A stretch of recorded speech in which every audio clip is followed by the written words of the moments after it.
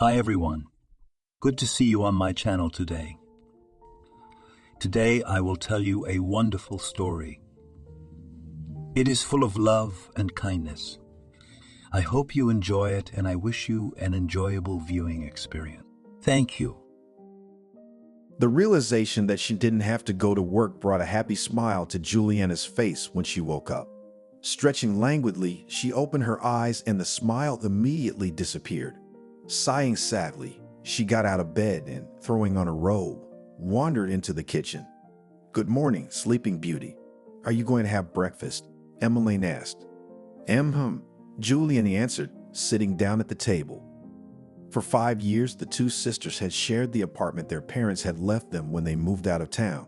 They got along well, but Julianne wanted to live separately and was looking forward to getting her new place finished. "He left a couple of hours ago," Emmeline said, turning on the kettle. "I see," she said with a heavy sigh. "Honestly, I don't understand you. Why do you need it?"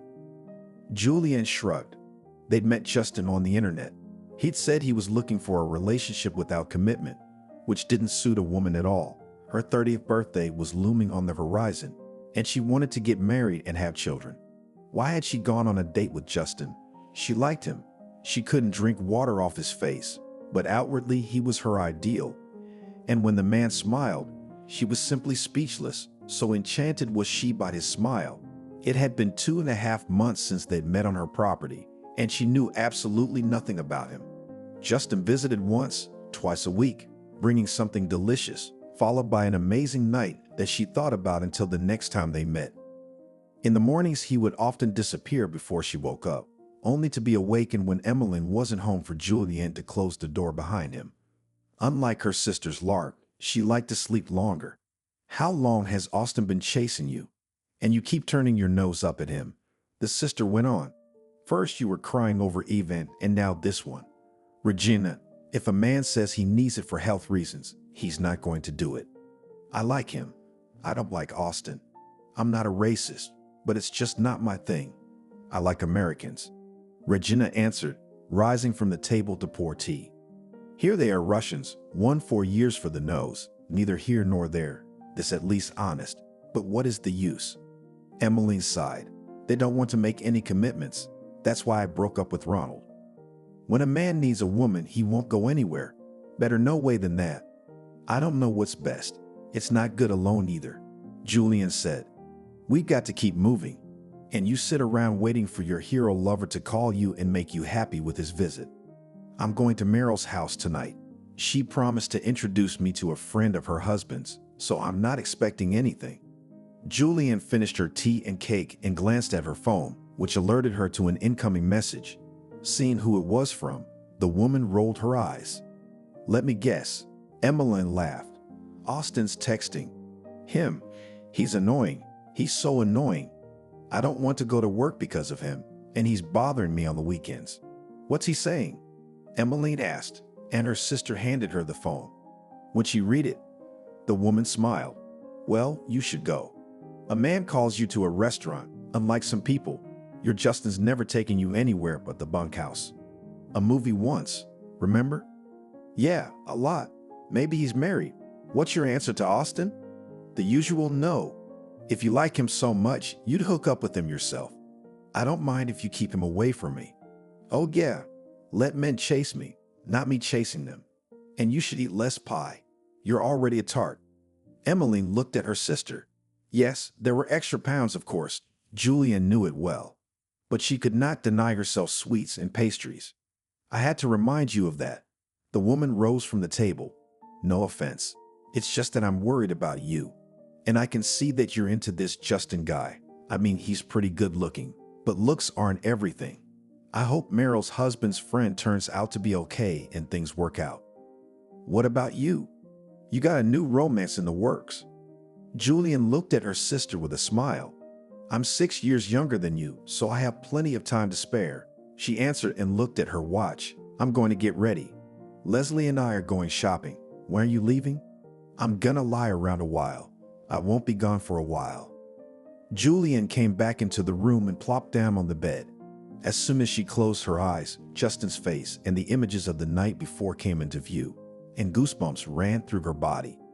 She'd enjoyed everything when she lived with Evan, but there hadn't been that kind of passion in their relationship to begin with. Evan, for 4 years, everything had been fine. They hadn't even fought, and Julianne had painted pictures in her imagination of their future happy family life. Until one day he suddenly stunned her with a conversation that turned everything upside down. "Regina, we need to talk," he said that day, coming home from work. Looking into his eyes, she realized it all at once. Just yesterday, he hadn't looked that way, and suddenly in one day something had changed. It did not fit in her head because there was nothing that could lead to thoughts of breaking up the relationship. "We should break up." Without beating around the bush, he said, averting his gaze as if ashamed and guilty. Why all of a sudden? Julianne sat down across from him, and everything inside felt cold and his heart froze. It was like this. He looked at her again. "It's not easy for me, and I don't want to talk about it. It's just the way it is, that's all. It's not your fault, it's all me." "Well, if you say so, it's necessary," she said. "I'll go pack my things." The woman got up from the chair, barely restraining herself from crying. "You can tomorrow, not at night," he said, and the sympathy in his gaze hurt even more. "Better now." Julianne forced a smile out of herself and went to her room. How she'd sobbed when she got home, and then the lingering depression that Emmeline had worked long and hard to bring her out of. And what was most agonizing was that she had absolutely no idea why.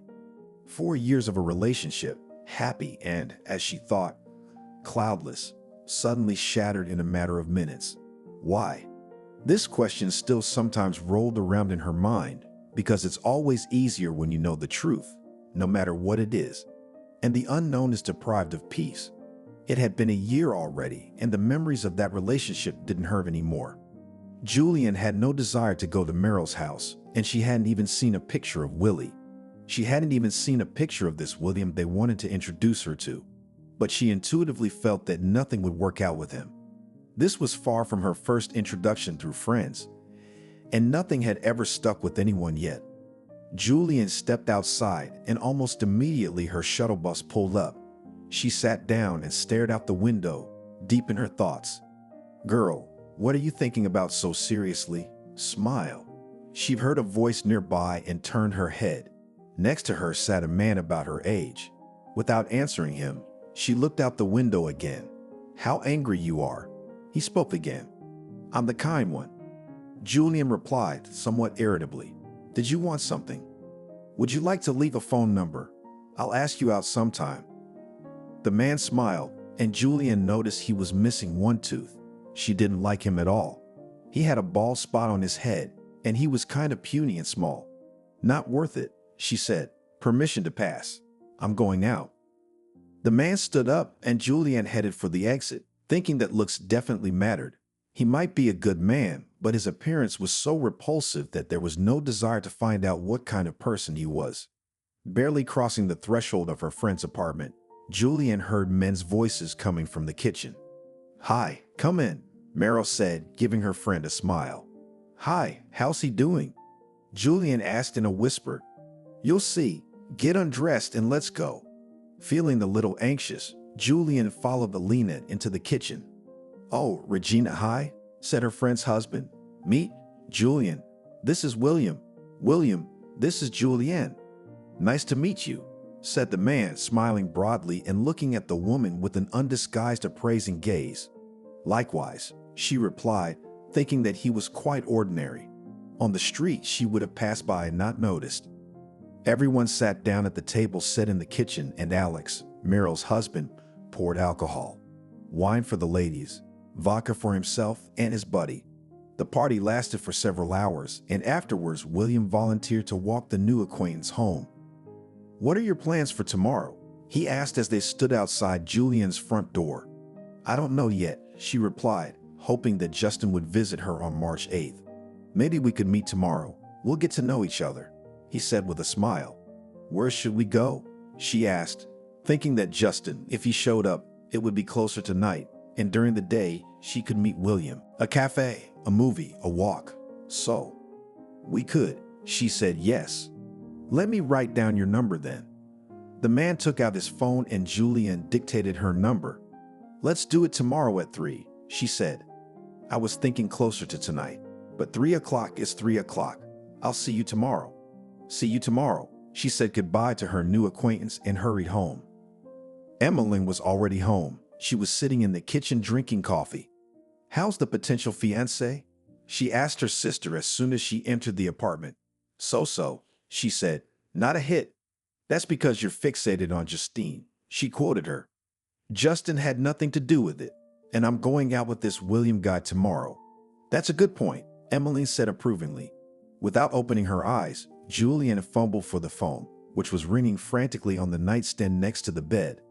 Hello, she said in a sleepy voice. Regina, I'm at your house. Happy holidays. Tell me your apartment number and I'll come up. A man's voice answered, and Julianne opened her eyes and sighed heavily. Austin, thank you for congratulating me, but no apartment numbers. Just leave me alone, she said, not hiding her annoyance. At least come downstairs. Julianne got out of bed and went to the window. Austin was standing at the front door with a large bouquet of white roses. She didn't feel like going downstairs to see him, and she didn't want flowers from a man she didn't like. Okay, she said, and after dropping the call, she began to get dressed. As soon as Julianne stepped outside, Austin immediately handed her a bouquet, which she reluctantly took. Happy holidays. Let's go to a cafe and have some good wine, he said, not wanting to back down. Thanks for the flowers, but you shouldn't have. Austin, I've told you 100 times that nothing will happen between us, and I don't want to go anywhere with you. It was a little harsh, but this intrusive beau and work colleague was already boring Julianne. Why are you being so stubborn? I'm not going to eat you, he answered, but not smiling. I don't want to. The woman handed him the flowers and got ready to leave. Take the flowers. It's from my heart. He handed the bouquet back to her, and Julianne immediately dashed out the front door. Wow, it's beautiful, Emmeline said, looking at the bouquet her sister had returned with. I wish someone would give me one of those. Take it, said her sister. No, you got one. She blew him off again. I feel sorry for him. Your phone was beeping, by the way. Putting the bouquet on the table, Julianne went to her room and picked up her phone and started reading messages from coworkers and William. What's up? I ran to read faster, and Justin didn't even bother to send a text message, said her sister, looking into her room. Don't make it up, she replied. Though actually her sister was right. She was expecting a message from Justin. What a gorgeous bouquet. Emmeline put the bouquet she'd given her sister in a vase. I don't think you'll be getting one of these tonight. I don't care. It doesn't make me happy. Julianne replied dryly and then looked at her phone, which was alerting her to a new message. It was from Justin. It was from Justin, wasn't it? Emmeline asked, seeing the change in her sister's face. Yes, Julianne replied, reading happy holidays. Verbose. The sister shook her head. Would you stop it already? Regina mumbled, and immediately her phone rang, but the number wasn't from her address book. Hello. Hi, happy holidays. A familiar male voice sounded, and Juliana immediately plopped down on the divan, pale and mouth open in amazement.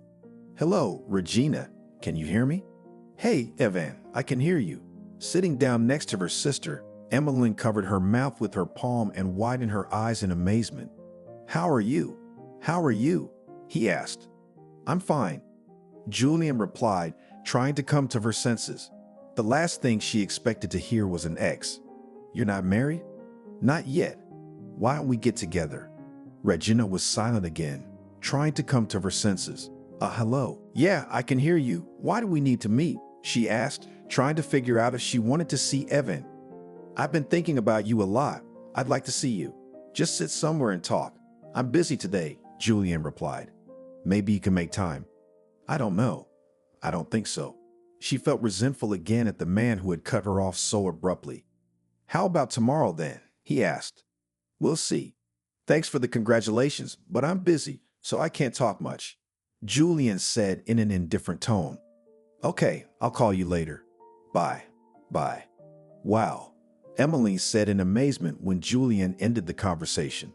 I'm shocked, she replied, looking at her sister. It's almost a year later.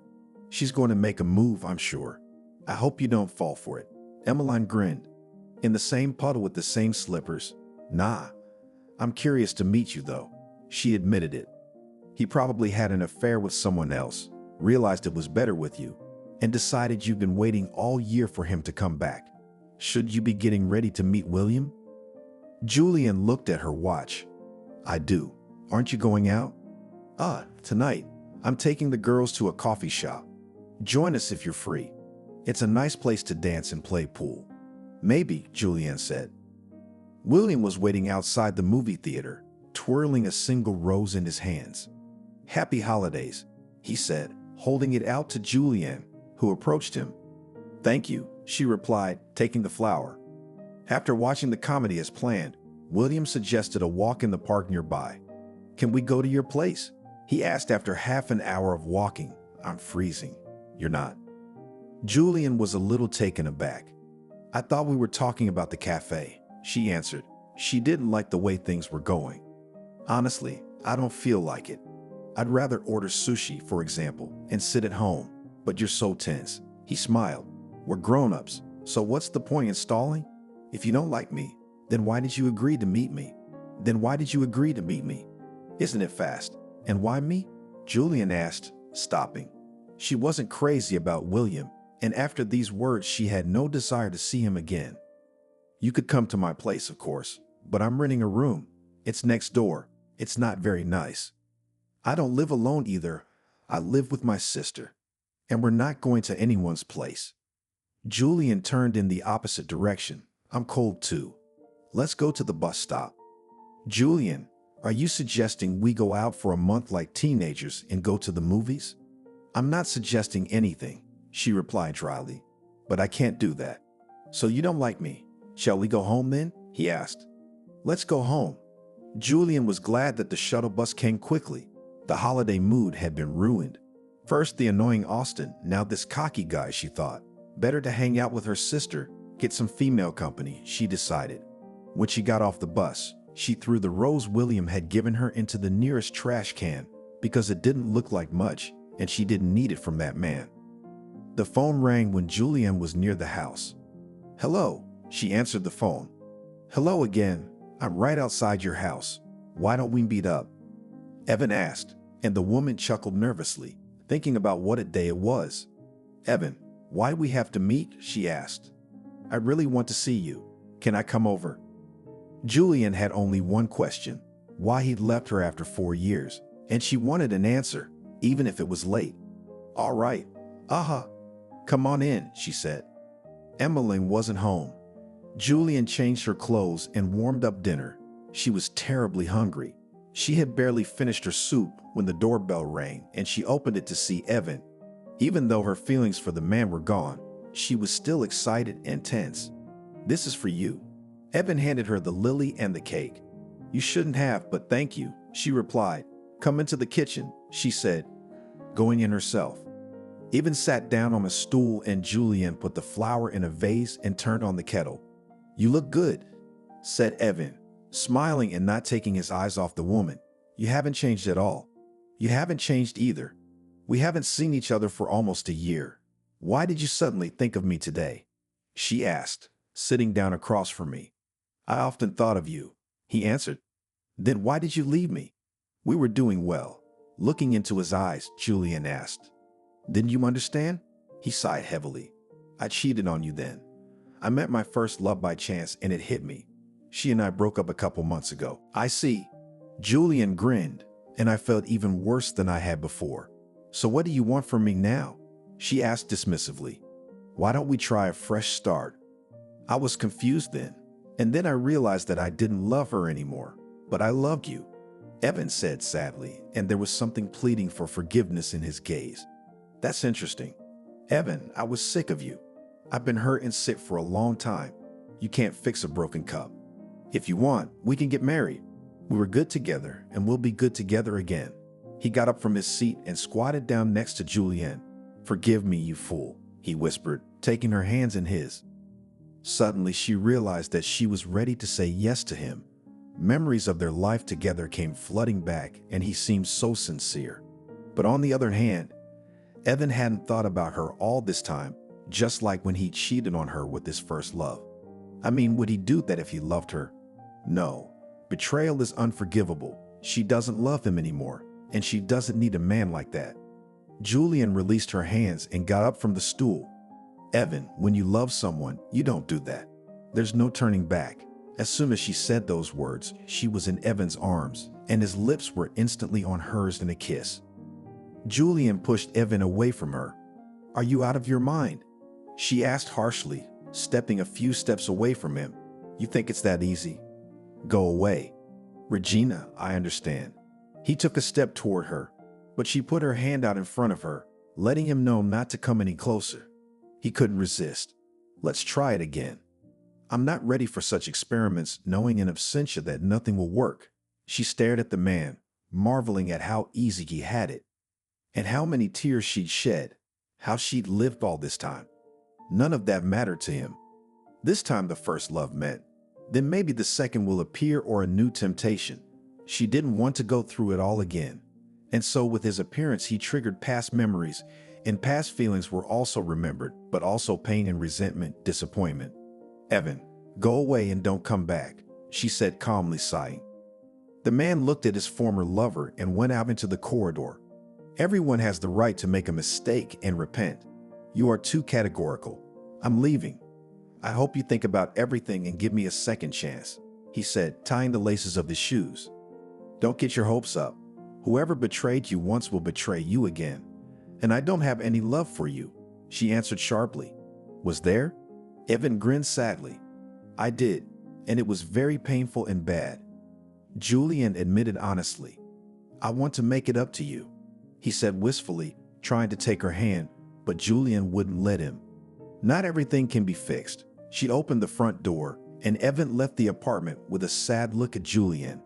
The woman returned to the kitchen and poured herself a glass of wine. What kind of day is this? She asked herself. Are there any normal men in this world? After drinking the wine, Julianne looked at her watch. She didn't feel like going out, so she decided that she wouldn't go to her sister's cafe, but would rather watch some positive love movie at home. How angry she was at Evan for stirring up all those feelings that had been forgotten over time.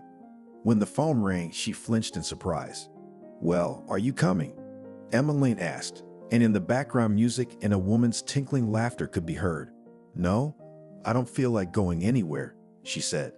"Why so sad? How'd it go with William?" "It didn't. He asked me to go home and continue the banquet. I also had time to talk to Evan. He suddenly wants to go back to living with another woman. I have a beautiful March 8th. Julianne said sarcastically. "Yeah, all the more reason to join us. We'll sit in a purely sorority dance. I don't need them, these men. I don't want to ruin the holiday for them. Come on over." "You're probably right. I'm just so angry." After hanging up, Julianne opened her closet. She chose a classic black dress and began to make up. When she was ready, her phone rang again. This time it was Justin calling, which the woman hadn't expected after his message. "Happy holidays." "Hi, what are you doing?" he asked. "You're the only thing I need to be happy about today," she thought, getting even angrier at the male population of the planet. When she heard his voice, she suppressed the joy from his call, which tried to seep through the resentment and anger. "I'm leaving," she answered briefly. "I thought I'd see you tonight," he said, and from his tone it was clear that the man was surprised to hear such an answer. "It's a holiday." "I'm sitting here waiting for you," Julianne thought, and the resentment in her soul was only growing. "I have other plans," she answered a little harshly. "Besides, we didn't have an appointment." "Are you mad at me?" he asked. Julianne exhaled. There was nothing to be angry about, because Justin had been honest and hadn't promised anything he didn't intend to do. "Not angry," Julianne replied, calming down a little. "It's just that there are plans, so not tonight. Maybe later, when you're free." "I have a free day tomorrow. We could spend it together," Justin said. I don't know. I have to go," she said, though her desire to stay was overriding her common sense. "If you want to see me, call me. You don't seem to be in a good mood today. Happy holidays again." "Thank you." When she finished talking, Julianne sat down. She wanted to cry. Why did everything have to be like this? She wanted to meet Justin, but this man wasn't the one for her, even though she had feelings for him that she couldn't deny. She picked up her phone and hailed a cab. Finally, Emmeline said when she saw her sister. We're already celebrating. The woman sat down at the table where, besides her sister, two of her friends were sitting. All the women were already well into the party. Why are you so sour? Asked one of them. Yes, had time to spoil the mood, men, Julianne answered, taking the menu in her hands. They are not worth to be sad about them and even less to be killed, replied the other. Mine, when he went to his Caroline, I sighed with relief that now I don't have to put up with that asshole. There are few normal people, so we settle for all sorts of nonsense. What do we need? No. The woman drank a glass of vodka and wrinkled her nose. I want normal human relations, love, care. And there are people around. Julianne sighed and poured herself a shot of vodka from the decanter. Austin was chasing after her. And what a bouquet he gave her this morning, said Emily. So we turn our noses up at him. We want a Russian. I can understand that. I like the European type of men too, said one of Emmeline's friends. And we, Russian women, cannot accept and understand other faith. Julianne doesn't need that, Austin. Anyway, to you and me and to them. The second friend of her sister made a toast, raising a glass of vodka, and all the women followed her example. Julianne couldn't remember the last time she danced like that. Having drunk a little alcohol, she felt that her mood had improved and her soul wanted a holiday. Let this holiday be without men, though not quite without men. After all, she had already met Ronald, and the other girls were not without attention from men. It was already 3 o'clock in the morning, and she was doing another slow dance with a new acquaintance. Let's get out of here, he said in her ear in a promising tone. Where to? Julianne wasn't sober, of course, but her brain wasn't so out of whack that she could go anywhere with Ronald. My place, he said. And Julianne suddenly stopped dancing and, freeing herself from his hands that were clutching her during the dance, laughed heartily. Ronald looked at the woman with bewilderment. Apparently a strong overdose of alcohol, quoted the man. Nope. Continuing to laugh, Julianne replied. It's such a fun day today. They're all the same, Julianne thought. It's like a cornucopia of fun today. She'd never had a day like this before. Julianne returned to the table, still laughing. What's the matter with you? Her sister asked. Are you laughing or crying? Julianne took a mirror out of her purse and started wiping off her mascara. I'm laughing, she answered her sister. Ronald just invited me to his place for a ride. Paul asked me out tomorrow. Emmeline's got a date too. I'm going straight to bed. That's the fourth one of the day. Julianne laughed again. Austin didn't call. Emmeline said, If you mention him again, I'll bite you. I won't. I'm sorry. We should get to the house. Emmeline yawned and looked at her watch. Couldn't your Paul drive us? Julianne asked her sister. He'd take a cab himself, but he lives in a different neighborhood, she answered. We'll call a cab. Julianne remembered that Justin had told her to call him when she was free and wanted to see him, and so she did. Hello, a sleepy voice answered. Still want to get together, she asked. What time is it? Justin yawned and opened his eyes. 4th hour of the night or morning. Julianne, he answered immediately. Where are you? He asked, hearing music and women's voices. With the girls in the cafe, we were celebrating our holiday. Should I come? Can you pick me and Emmeline up from the cafe? I can. Give me the address. He yawned again and got out of bed. Julianne was surprised. She hadn't expected Justin to agree to come pick her up in the middle of the night. Well? Emmeline asked her sister. Justin will pick us up, Julianne replied, taking another shot of vodka. Wow. I'm actually surprised he showed up today. Me too. There's got to be something else to do besides just show up at night, Emmeline remarked. If you ask me, you should have called a cab and told Justin to fuck off. He's no different from William and Evan. Tomorrow, Julianne said, munching on a pickle. Tomorrow what? Emmeline asked. Tomorrow I'll send it. I don't want this kind of relationship anymore. I'd rather suffer for a month, but I can't go on like this. I can hardly believe it. I like him a lot, even more. Today I was convinced of that. But I don't want love without commitment. Falling in love with a man just because he's good in bed is stupid. You don't know anything about him. He came and went, and that's love. Once in a movie, that doesn't count. Actually, we still talk and we always cuddle. I don't know how to explain it, but it's warm when he's around, nice, calm, cozy. Paul came up to them and took Emmeline to a slow dance. A drink. One of her sister's friends came to the table and poured vodka into her and Julianne's glasses. Aha, she said, drinking it down, immediately washing it down with tomato juice. Julianne almost listened to the phone ring. "Well, I'm here, come on out," said Justin, and she immediately looked for her sister with her eyes. 5 minutes, she answered, heading towards her dancing sister. "The carriage is here, it's time," she said. "Really?" It hadn't even been a year. Emmeline said goodbye to her beau and took her things and followed her sister out the door. Justin got out of the car. A smile played on his face when he saw Julianne and Emmeline swaying. "I can see well," he said, opening the front and then the back doors of the car. "Great," Emmeline replied, flopping into the back seat. "Great," Julianne said, sitting down in the front seat. She wasn't drunk, but her eyes were foggy and she felt a little dizzy. "Oh, flowers," said Emmeline, seeing the 2 bouquets next to her. "Don't crush them," Justin said, and Julianne looked back. On the back seat were 2 very beautiful bouquets, assembled from different flowers. Turning her head back, she looked at Justin. "One for you and one for Emmeline," he said, as if reading her mind. "Why would he do that?" Julianne asked snidely. "That's an odd question. It's a holiday," he answered. Julianne looked at the flowers again. It was so unexpected that the woman fell into a stupor. She wondered if Justin had feelings for her too. After all, he'd come for her as soon as she asked him to. She'd never asked for anything before. If he didn't care about her, would he buy her flowers? Julianne put the bouquet in a vase. "Can I buy you tea?" Justin asked, sitting down on a stool by the kitchen table.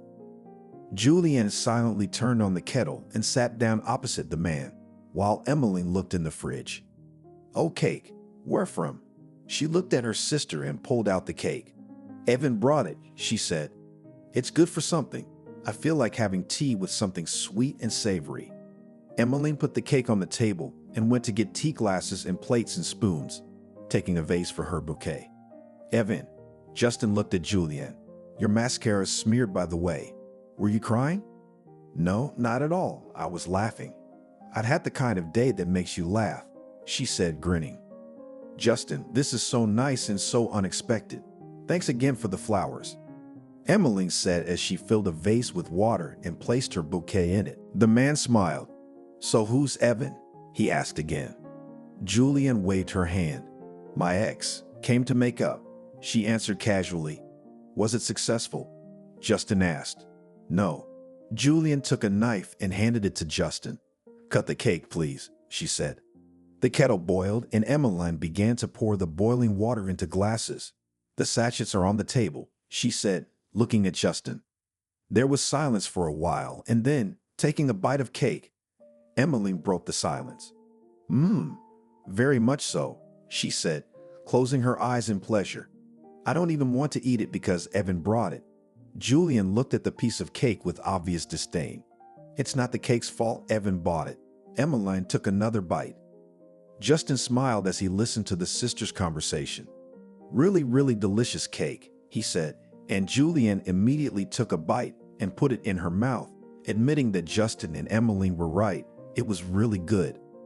Finishing her tea and finishing her piece of cake, Emmeline yawned. "I'm going to bed. Don't make too much noise," she said and left the kitchen.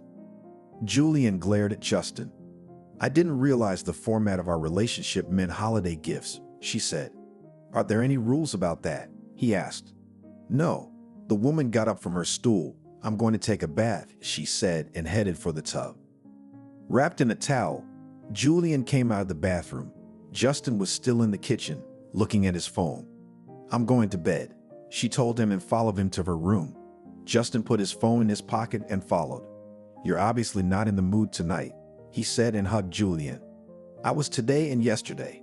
She released herself from his embrace and threw off her robe and began to put on her pajamas. The man left the room and returned a minute later, holding the bag he'd left in the hallway. "Maybe this will cheer you up a little," he said, holding it out to Julianne. She took it silently and looked inside. There was a big, beautiful box. "What's this?" she asked, pulling the box out, looking at Justin in bewilderment. "A modest holiday present," he replied. Julianne sat down on the bed and opened the box. It was a bath kit containing salts, balms, body scrub, shower gel, handmade soap, and a few other jars and bottles she decided to study later. "Thank you," she said a little absent-mindedly. This was all too sudden.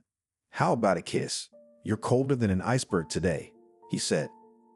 Julianne got up from the bed and walked over to him. Placing her hands on his chest, she touched her lips to his and her mood began to change for the better. Justin quickly freed her from her pajamas and laid her on the bed, and Julianne, despite her recent desire to end their relationship, completely forgot about that desire, unable to deny herself what she wanted. When she opened her eyes in the morning, she saw that Justin wasn't there, but she didn't have time to be upset when she heard voices in the kitchen. She put on her pajamas and, yawning, went in there. "Good morning, country," said Emmeline. Her sister and Justin were talking animatedly, drinking tea with pizza and yesterday's cake. "Good morning, or rather day," Justin said. Julianne looked at the clock on the wall. It was 2 o'clock in the afternoon. "Do you want pizza?" "I will," she answered, sitting down next to Justin. "Did you sleep well?" he asked. "Not really." Julianne yawned again. "You two stay here, and I'm going to go lie down some more." Emmeline got up from her seat and walked out of the kitchen. "What were you talking about?" Julianne asked Justin. "Just about nothing," he answered, eating another slice of pizza. After eating, Julianne went back into the room and lay down on the bed. "Are you planning on lying around all day?" Justin asked her. "I'm so tired. That's the limit of my dreams right now," she answered and smiled. "Me too. Do you mind if I keep you company?" he asked and lay down next to her. "I don't mind." Julianne nestled against his chest, and he put one arm around her. She closed her eyes and sighed peacefully. She felt so good right now. She didn't want to talk about their relationship right now, but to enjoy the moment when Justin was near her and she was cozy and warm in his arms. Waking up, Julianne was lost in time, whether it was work or still a day off. She looked at the clock. It was 8 o'clock in the evening.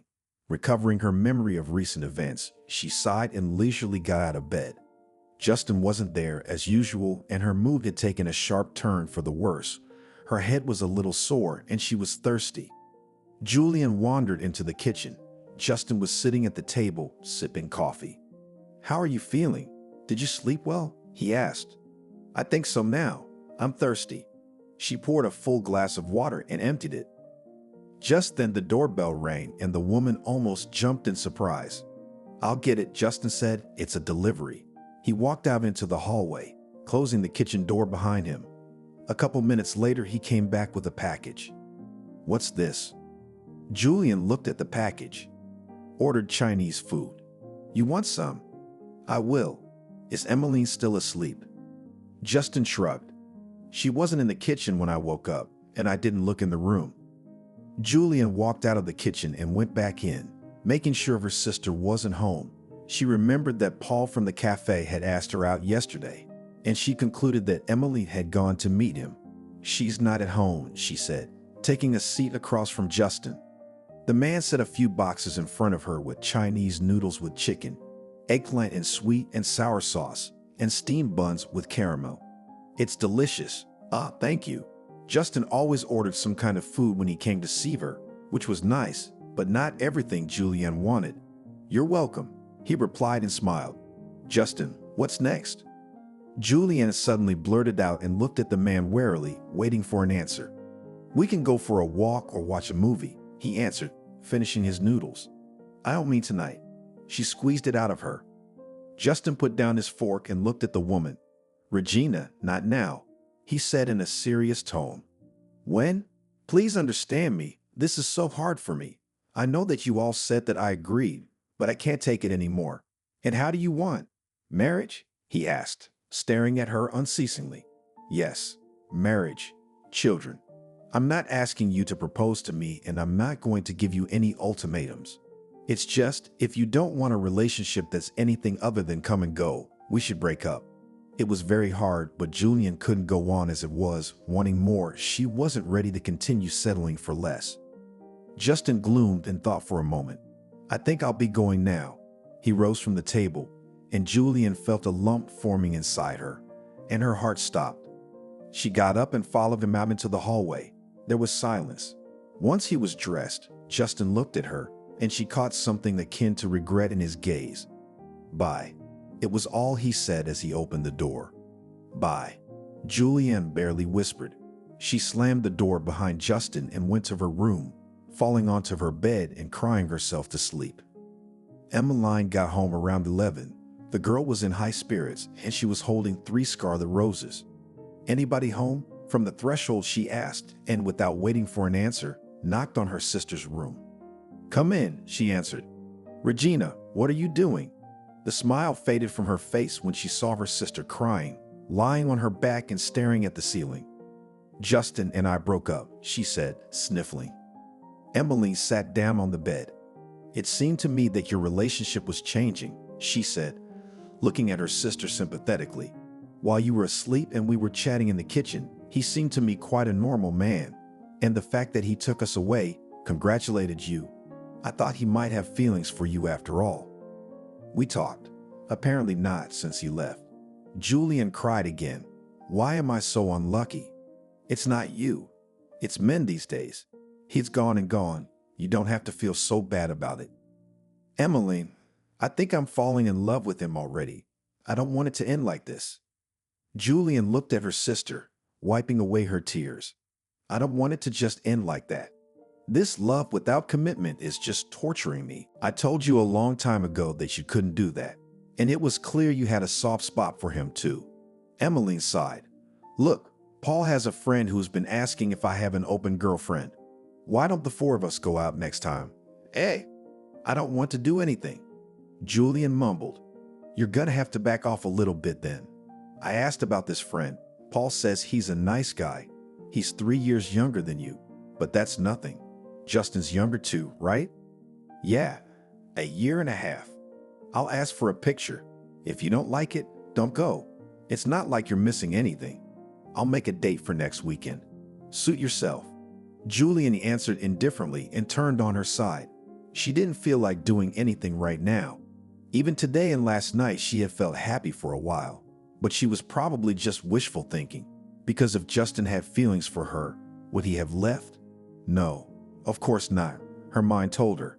The next day, Julianne came home from work blacker than a cloud, and Emmeline thought her sister was going to start throwing lightning bolts. Everything's mad, said Julianne, tossing the grocery bag on the floor carelessly. Like what? Emmeline picked up the bag and carried it into the kitchen.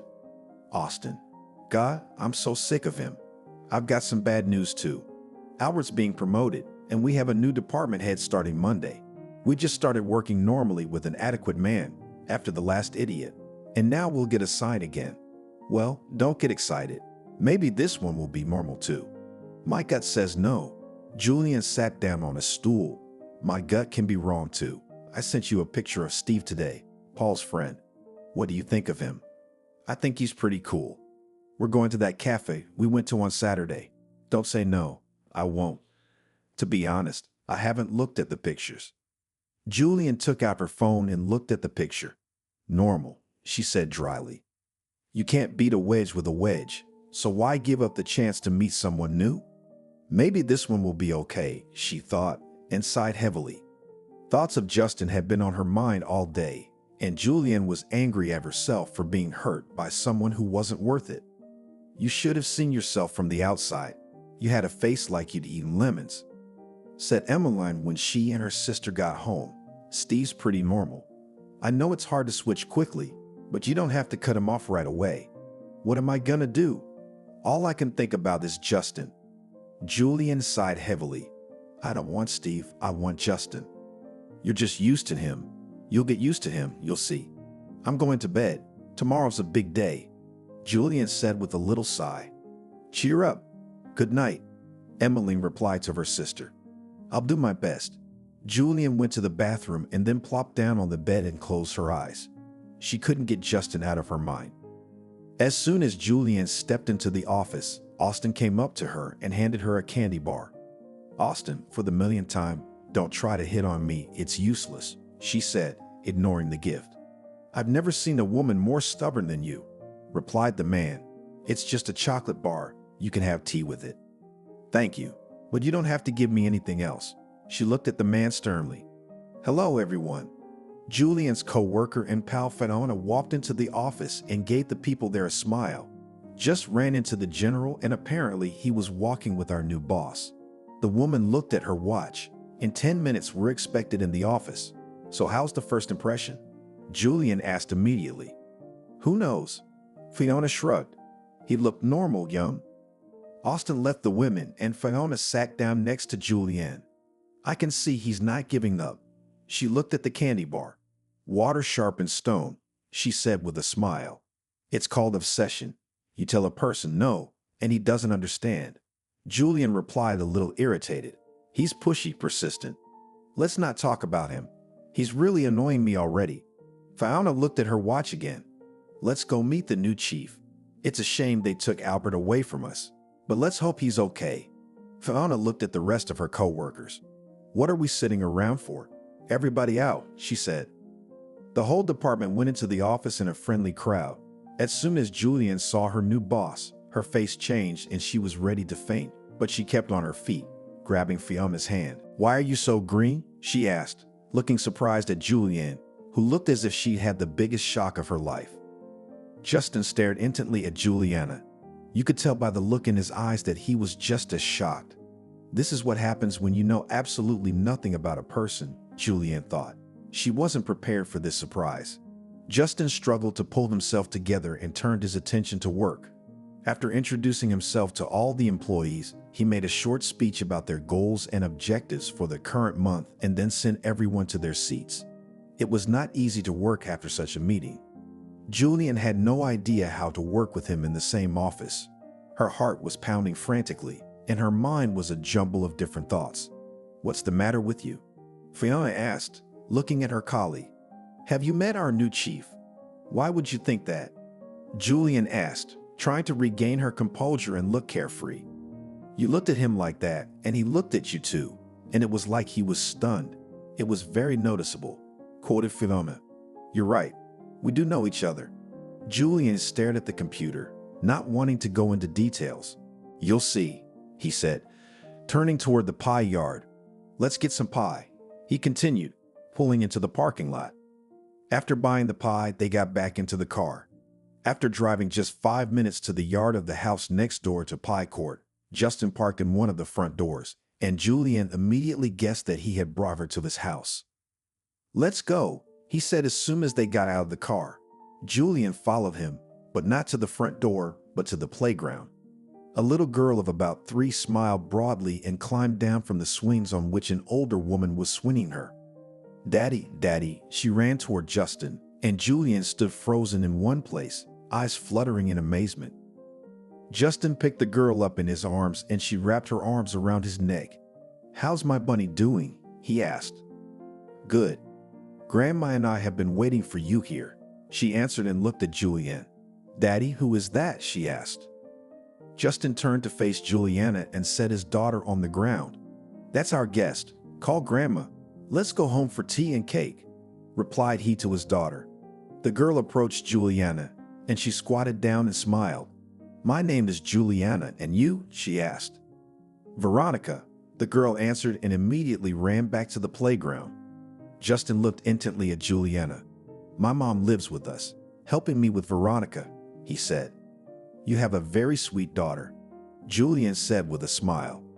A minute later, Veronica came to them again, accompanied by her grandmother. The woman smiled good-naturedly at Julianne. "Hello, I'm Justin's mom, Georgia," she said. "Hello, Julianne." A little embarrassed, she said. "Daddy, what kind of pie did you get?" Veronica asked, looking at the box he was holding. "Your favorite cherry," he answered, and everyone headed for the house. As they drank tea and talked casually at the table, Justin watched Julianne intently, and she felt as if he were trying to read her mind, and she sensed that he was still tense. "Would you like to see my dollhouse?" Veronica asked and looked at Julianne. Of course I do, she said, still smiling. Then let's go. The little girl got off the chair and took Julianne's hand and led her to her room. Good woman, said Georgia to her son. Are you seeing her?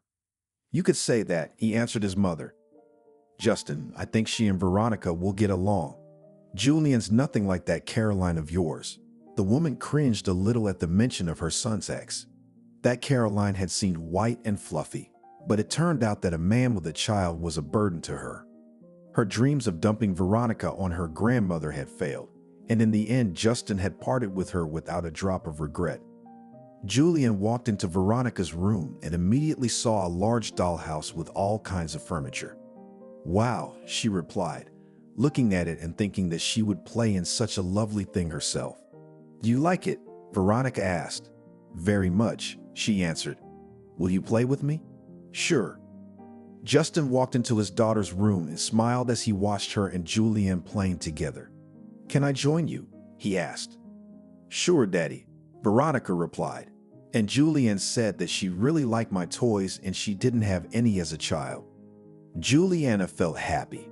As the three of them played and laughed happily, she suddenly felt like they were a family, and she felt warm at the thought. She liked Justin's mom too, not to mention the adorable little girl with two ponytails sitting next to her. She was also finally convinced that Justin cared about her, wondering if he probably thought that having a daughter would push Julianne away, and she wouldn't want to have another relationship with him. As they played, they lost track of time a little, but Georgia reminded them that it was past Veronica's bedtime. Here we go, she said, pouting her lips. We'll definitely play again later, said Justin, kissing the girl on the cheek. Julianne, will you come to visit us again? Veronica asked, looking at the guest. If you invite me, I will definitely come, she answered. I will. We'll play with my other toys. I have a lot of them. Right, Daddy? She looked at Justin. We will. Now it's time for the good girls to wash up and go to bed, he replied.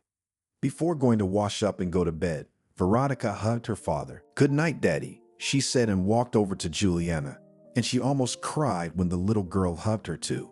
Such a sweet and affectionate little girl, she thought. Good night, Julianne, she said and went into the bath with her grandmother. So cute, Juliana said to Justin, wiping a tear from her cheek, which she still couldn't hold back, being touched by what was happening. Justin smiled contentedly. Come on, I'll take you home, he said. Come on, Julianne replied. She was overwhelmed with joy that Justin had introduced her to this family, let her into his world, which until now had been a mystery to her. Are you going home? Julianne asked Justin when they stopped outside her front door. I can stay at your place, he said, if you don't mind. I don't mind, Julianne said with a smile. Emmeline wasn't home. They went into the kitchen and Julianne put the kettle on. Justin, I'm really glad you introduced me to your mother and daughter, she said, looking at the man. And you still want another relationship?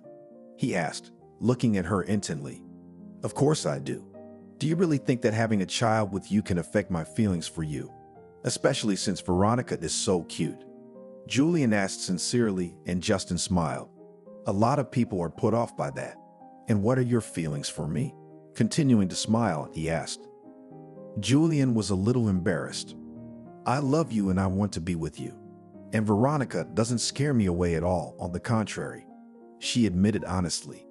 The kettle boiled and Julianne got up to get the glasses and pour the tea. Justin got up from his seat and walked over to her. I want a different relationship with you two, he said and hugged the woman. Do you love me? She asked, looking into his eyes. Of course I do, he answered. If he didn't love her, he wouldn't have wanted anything. And certainly he wouldn't have introduced me to his mother and Veronica. Let's sit down. I want to tell you something else. He sat down on a chair, pulling Julianne onto his lap. Veronica isn't my daughter. She's my niece, he began. My sister died after giving birth. Daddy ran away when Karen was still pregnant, and after she died, he didn't want his daughter. Wrote a waiver. I went straight to adoption. Wanted the girl to have a father as she didn't have a mom.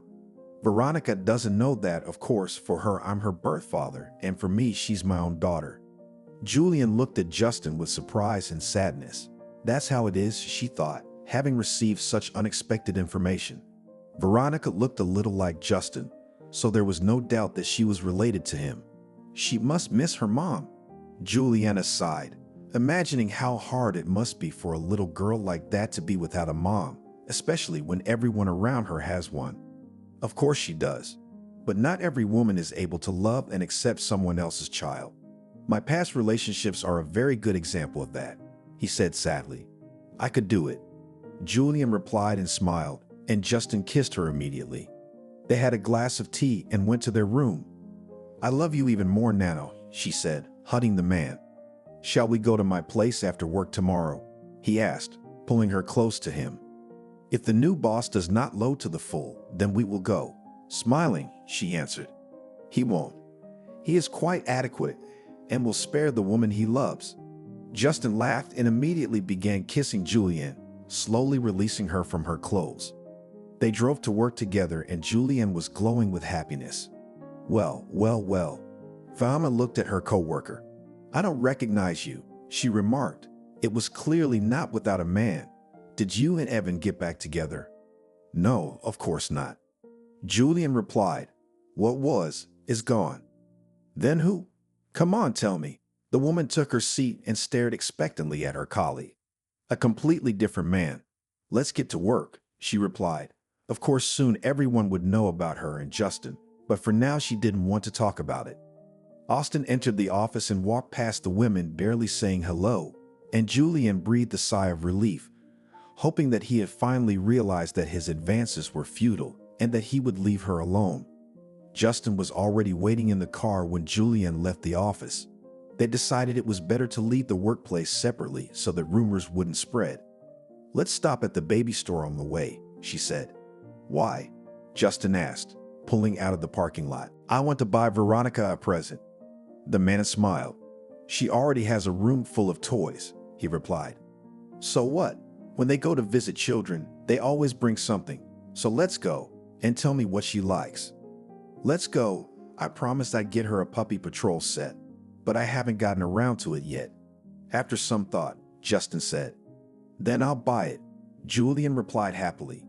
When they arrived at Justin's house, Veronica was walking on the playground with her grandmother, just like yesterday. When she saw them, she immediately ran toward them. Daddy, it's so great that Juliana came to us again, she said as she hugged Justin and then walked over to Julianne, who squatted down and opened her arms. Veronica hugged the woman and smiled. Are we all going to play together again tonight? She asked. Of course we will. I also have a present for you. Julianne took out a box with a set of puppies from the cartoon Puppy Patrol. I've wanted them for so long, the girl exclaimed happily. Grandma, look. She immediately showed the set to Georgia. How wonderful, she said. She looked at Julianne with a smile and immediately turned to her son. Justin, Grandma called. Grandpa's blood pressure is off the charts again. I'll go to them. Take Veronica to daycare tomorrow, okay? Sure, Mom, go. I can pick her up myself. Be sure to call me later to let me know how Grandpa's doing. After saying goodbye to everyone, Georgia left, and the three of them went to Justin's house. After dinner, they played with their new toys together, and again the time flew by very quickly and it was time to put Veronica to bed. Grandma wasn't home, Veronica said. She usually gives me a bath before I go to bed. I can give you a bath if you don't mind, Julianne answered. That's great. I have toys in my bathtub too. Veronica took Julianne's hand and led her into the bathroom. Justin filled the tub with water. Just don't stay in here too long, he said smiling, and stepped out, leaving the two of them alone. Veronica dumped all her bath toys out of the small red basin into the water and, laughing, splashed Julianne a little. You little bully, she laughed, wiping the water off her face. Julianne didn't have much experience with children, but she really enjoyed messing around with this little girl.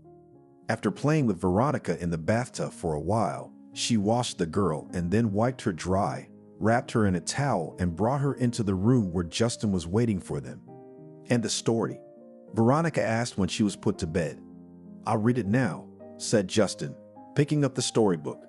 The girl looked at the woman with a smile, and Justin handed the book to Juliana, who began to read a fairy tale about a little house. Justin looked at her and at Veronica. thinking that this time he had not made a mistake in choosing a woman, and Juliana would be a wonderful mother and wife. Julian had no sooner finished reading the story than Veronica fell asleep, and she and Justin left her room. "Will you stay at my place?" he asked, putting his arm around the woman, and Juliana nodded in agreement. "Are you going to live with us now?" Veronica asked Julian as they ate breakfast together in the kitchen. She looked at Justin, feeling a little awkward. "I hope so," Justin answered with a smile as he looked at Julianne. "Are you going to be my mom now?" Veronica asked her again. "I would like that," Julianne answered. "Wouldn't you?"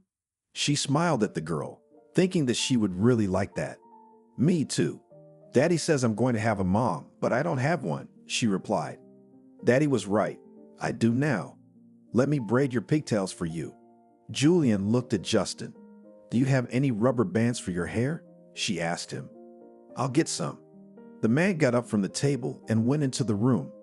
"Are you and Daddy picking me up from daycare together today?" the girl asked, smiling at Julianne.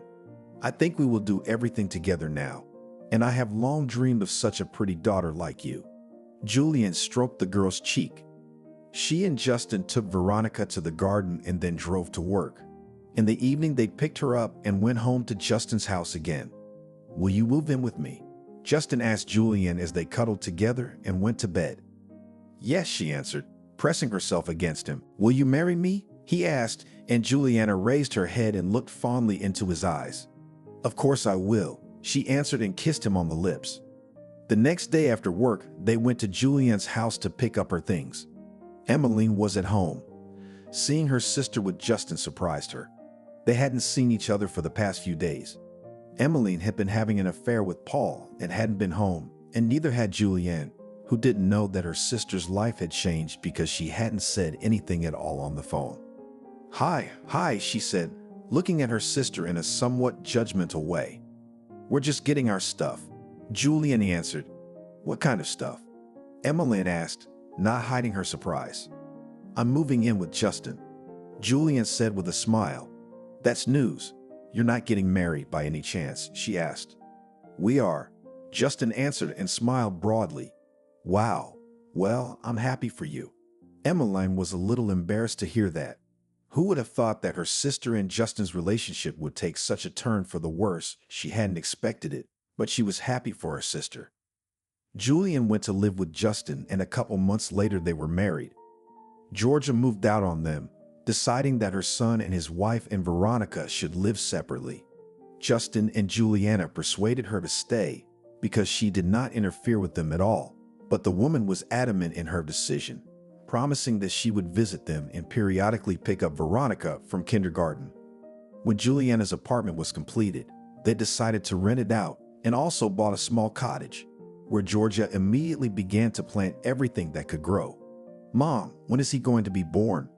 Veronica asked Juliana, looking at her still small belly. "It's not very soon," she answered, putting dinner on the plates. "We don't even know if it's a boy or a girl yet." "I think it will be a boy," said Veronica. "And why do you think so?" Justin asked her. "Because I'm a girl, so now we need a boy," with a serious look replied Veronica. Julianne lightly ruffled the girl's hair and smiled at her husband. "Here, enjoy your meal, little mouse." The woman put a plate in front of Veronica, which contained her favorite mashed potatoes with a cutlet. "Delicious," she replied and began to eat the contents of the plate.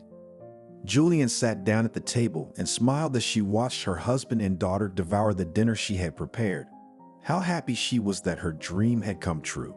She has a loving husband, a beautiful daughter, and in half a year there will be one more baby in their family. Veronica quickly began to call her mom because the baby for a very long time lacked a mother, and Juliana sincerely loved her and became for her the real mom. In their family reigned peace and harmony because each of its members was happy and loved. There is no love without commitment. After all, when there is love, there is a desire to let your soulmate into your world, to share joy and sadness, ups and downs. And obligations are not burdensome when there is love, because caring for loved ones brings joy. Olivia felt like she was about to get lucky, after all the disappointments that had befallen her, after all the deceptions and betrayals. Patrick, who had so often taken advantage of her kindness and known no denial of intimacy, had abandoned her and run off with Aria. Felix, head of retail customer service for a large company, interned her under his desk for 2 months and didn't hire her. But now it seemed Olivia had gotten lucky after so much bad luck. She stood in the hallway of a huge mansion and could not believe the happiness that fell on her head. She would babysit the son of these rich men, and she wouldn't have to feel like a victim anymore, though Olivia let all her men into her heart without coercion. "This is your new home," she said with a warm smile. "Get settled in for now. If all goes well, you will spend a few days a week with us. William is growing up fast, and it's very hard for me to manage him." I'm still in shock," Olivia replied. "Do you have a map, or do I have to throw pebbles like Hansel and Gretel?" The hostess laughed. The house was really gigantic.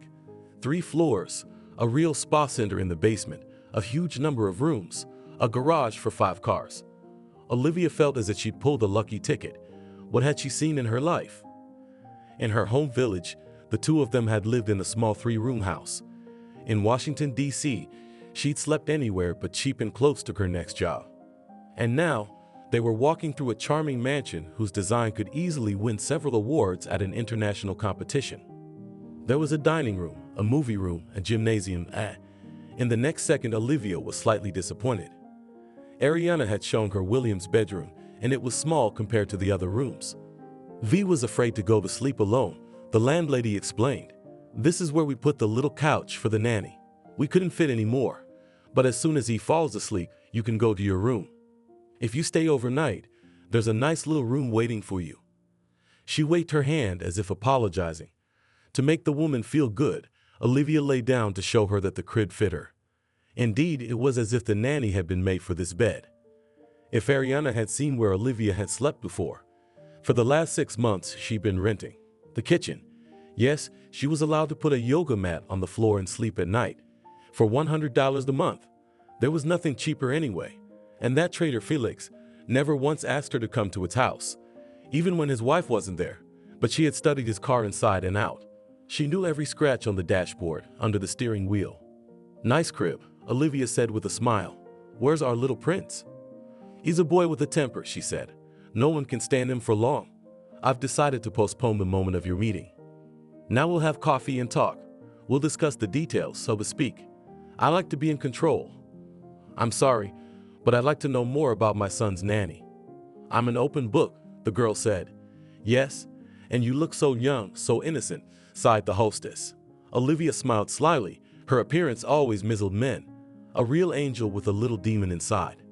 Together they went to the guest kitchen on the 1st floor. The room was more like a cafe, but self-service. There was a lot of stuff in here. Coffee maker, coffee grinder, toaster, pancake maker, egg cooker, and many other appliances. Ariana pressed her finger carelessly, and the machine started making 2 cups of coffee at once. "Could I have some toast?" Olivia asked innocently. She hadn't eaten in 2 days.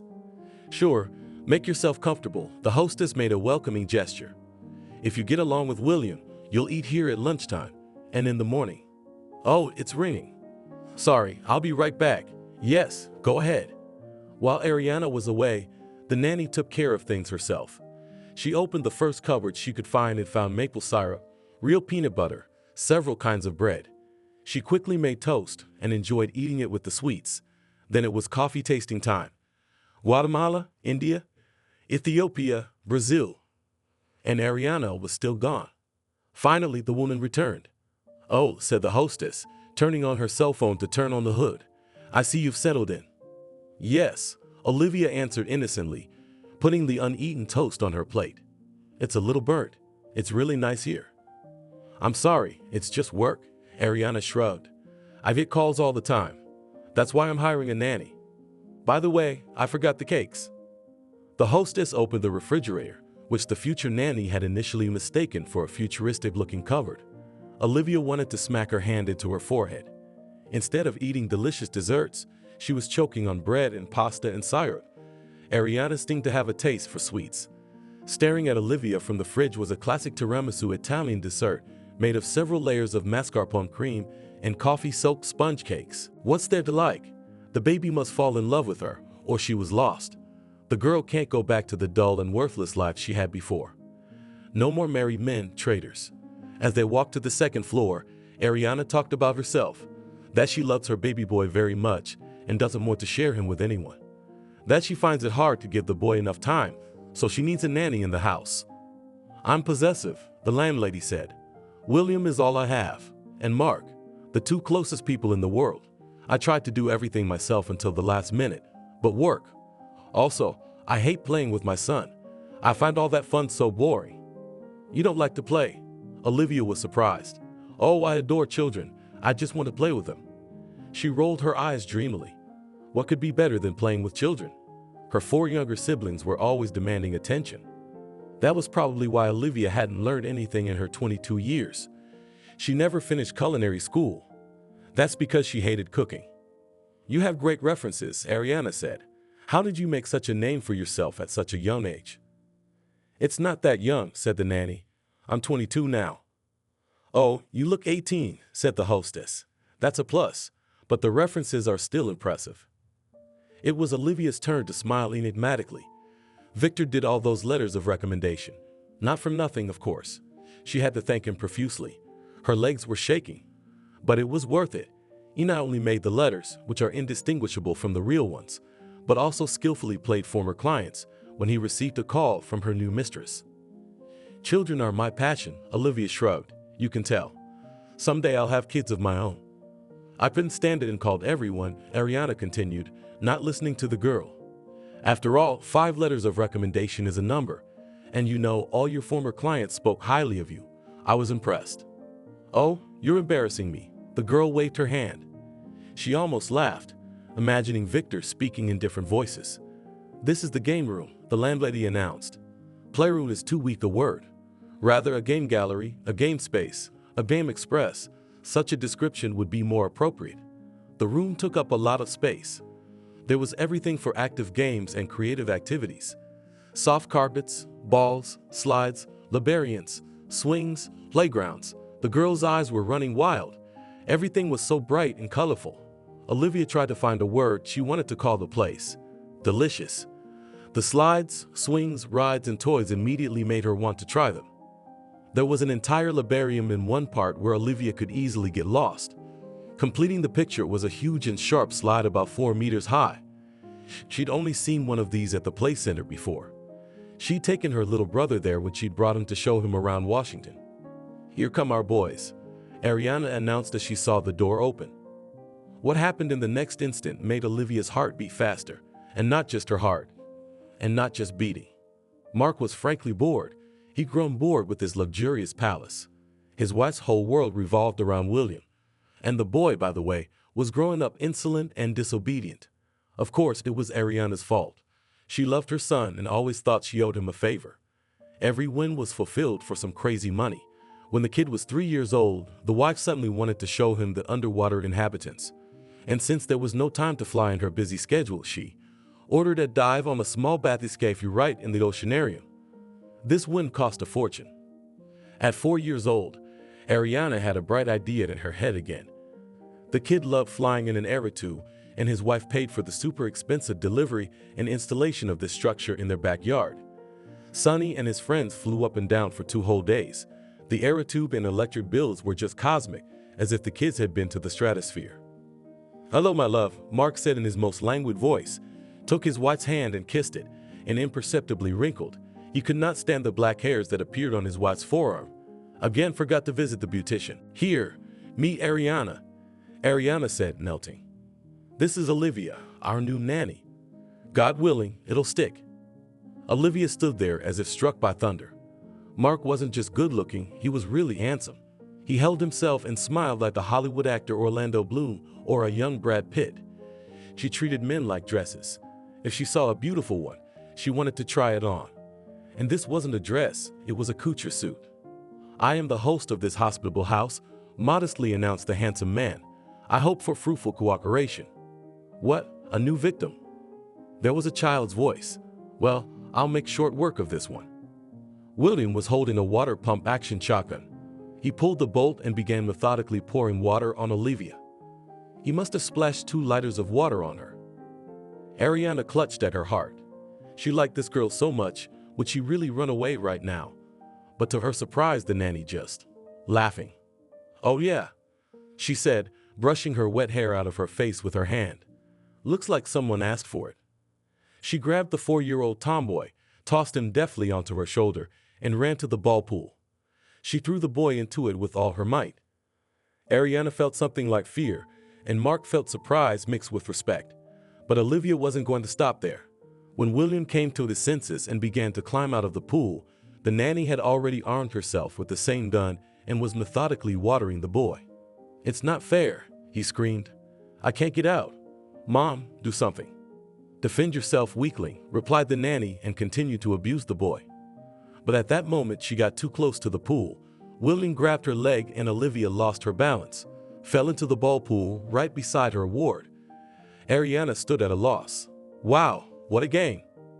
"Olivia, are you okay?" she asked, running up to her nanny. "I'm fine," the girl replied, smiling.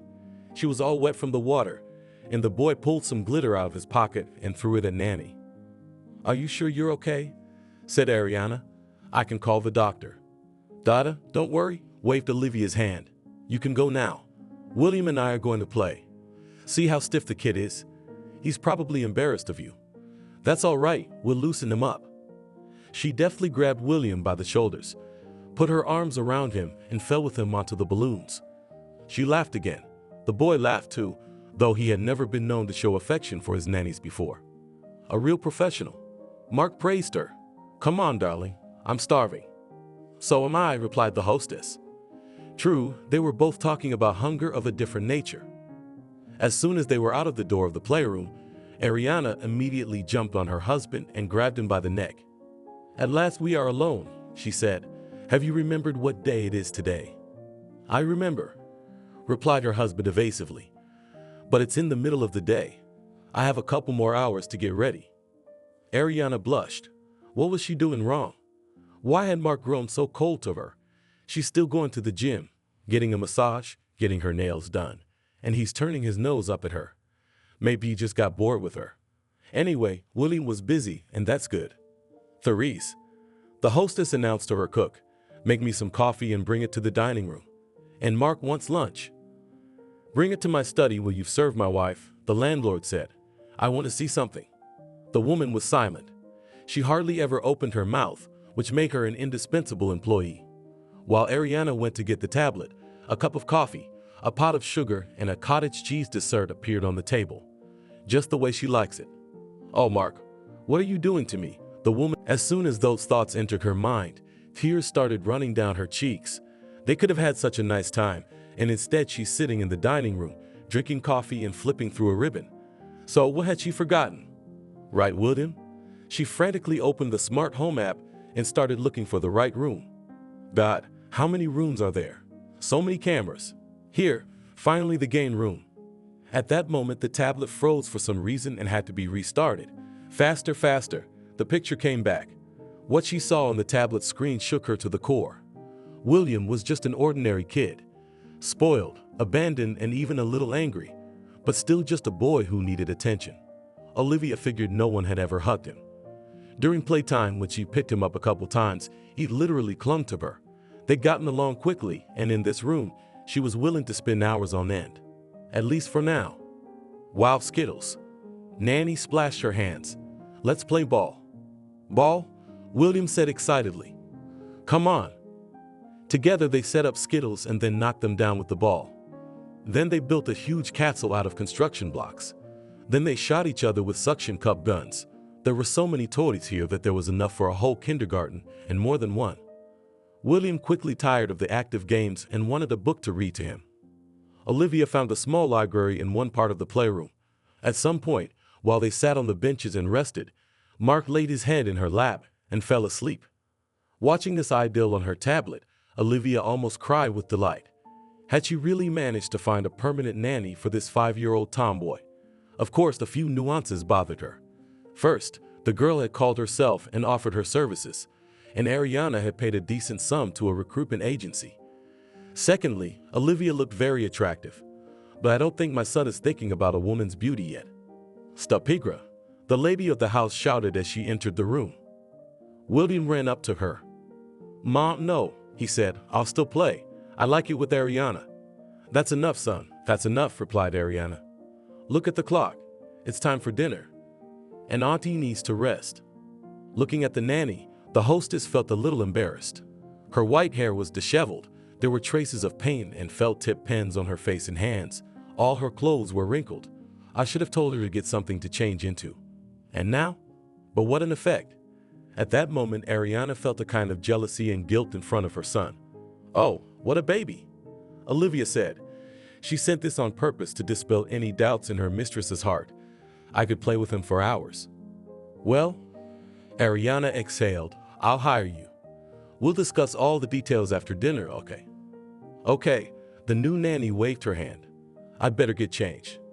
She couldn't go back to Washington dressed like that. Well, she could, but it was her employer's fault. We didn't talk about that much action on the phone. Nor did it involve a giant room full of stuff.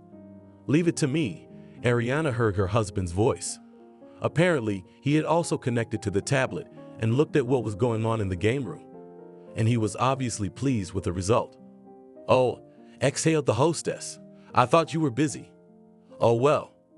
I'll take our new employee to the store, Mark said with a smile. I think she deserves a new dress. What do you think? But Ariana didn't answer anything. She left the room with her son and went straight to the bathroom. She had to wash William's hands and then change him because he was sweating, feed him, to talk, to ask him how his day was. With these thoughts, she didn't even hear her husband's words. She's disgusting, Mark said as the door closed. I don't know why I'm with her. We hired a cleaning lady once. She stole 3 packages of cheese and 2 bottles of alcohol. Oh, and some of Ariana's stuff. And what? Olivia asked, pretending to be interested. She wasn't really going to steal anything out of character. Call the police, said the man. I thought I was going to fall to the ground in shame. They even gave that poor cleaning lady some kind of fine. My God, for 3 packets of cheese. Imagine that. Yeah, said the girl, disconcerted by Mark's revelations. Oh boy, by the way, it was my idea to hire you on a permanent basis, the owner said with a smile. Ariana spends a hell of a lot of time on William. Or worse, she's dumping him on me. I've got so much to do. And I tell her we can afford a nanny. And such a pretty one, he added softly. The landlord looked her over from head to toe, and Olivia felt uncomfortable. He took a particularly long and piercing look at her breasts and thighs. She could literally feel his naughty fingers caressing her nipples, and not just her nipples. To distract herself, Olivia tried to imagine the millionaire's life. He must work hard to maintain and increase his wealth. Of course, wasting precious time on a child is unwise. I'd better wash up and change my clothes, the girl replied, fixing her hair. That didn't look good. Oh, of course, Mark said. Follow me. He showed her to the guest bathroom, and Olivia was surprised again at the number of rooms in the house. When she saw herself in the mirror, the nanny blushed to the top of her head. God, she was so dirty. And she was trying to flirt with that millionaire. Yes, she'd have to clean herself up. For about 10 minutes, she scrubbed off the paint and felt tip marks, then tried to fix her hair. When she left the bathroom, she was surprised that this handsome man was ready to spend time with her again. In the meantime, he changed his clothes, and now his muscular torso was adorned with a shirt. It literally encased his muscles, looking sexy as hell. He followed her shameless gaze and smiled. Want a ride? He asked, playing with his muscles and car key fob. There's a great store here, only 10 minutes away. We'll pick out something for your closet. Of course I want to. Olivia was excited. She couldn't imagine how she was going to get out of here. She took a cab to the gates of the luxury village, hailed and paid for by Ariana. Then she had to walk a long way down the lane in search of the right house, accompanied by a guard. Burning with a strange sense of shame, Olivia went outside with the owner of the house. He showed her a large and beautiful car. The girl didn't know a thing about cars. Here, a Porsche Cayenne, the millionaire announced. We call it the Piston. You could say it's a middle-class car. But I like it, it's so big and comfortable. Get in. And your wife, said the nanny. Your wife won't mind us driving around like this? No, not at all. Mark smiled. You're part of our family now, aren't you, right? I hope it will be for a long time. At this point, Ariana didn't mind in her thoughts. She flew far away. William was excitedly telling her about the new games he had learned while eating fish and chips. Mother did not hear him at all. There was a new object in her thoughts, which, "I'm sorry, baby," Ariana said. "It's ringing. It's work-related, literally 5 minutes." The woman ran out of the dining room and looked around. A call on a secret chat room on Telegram.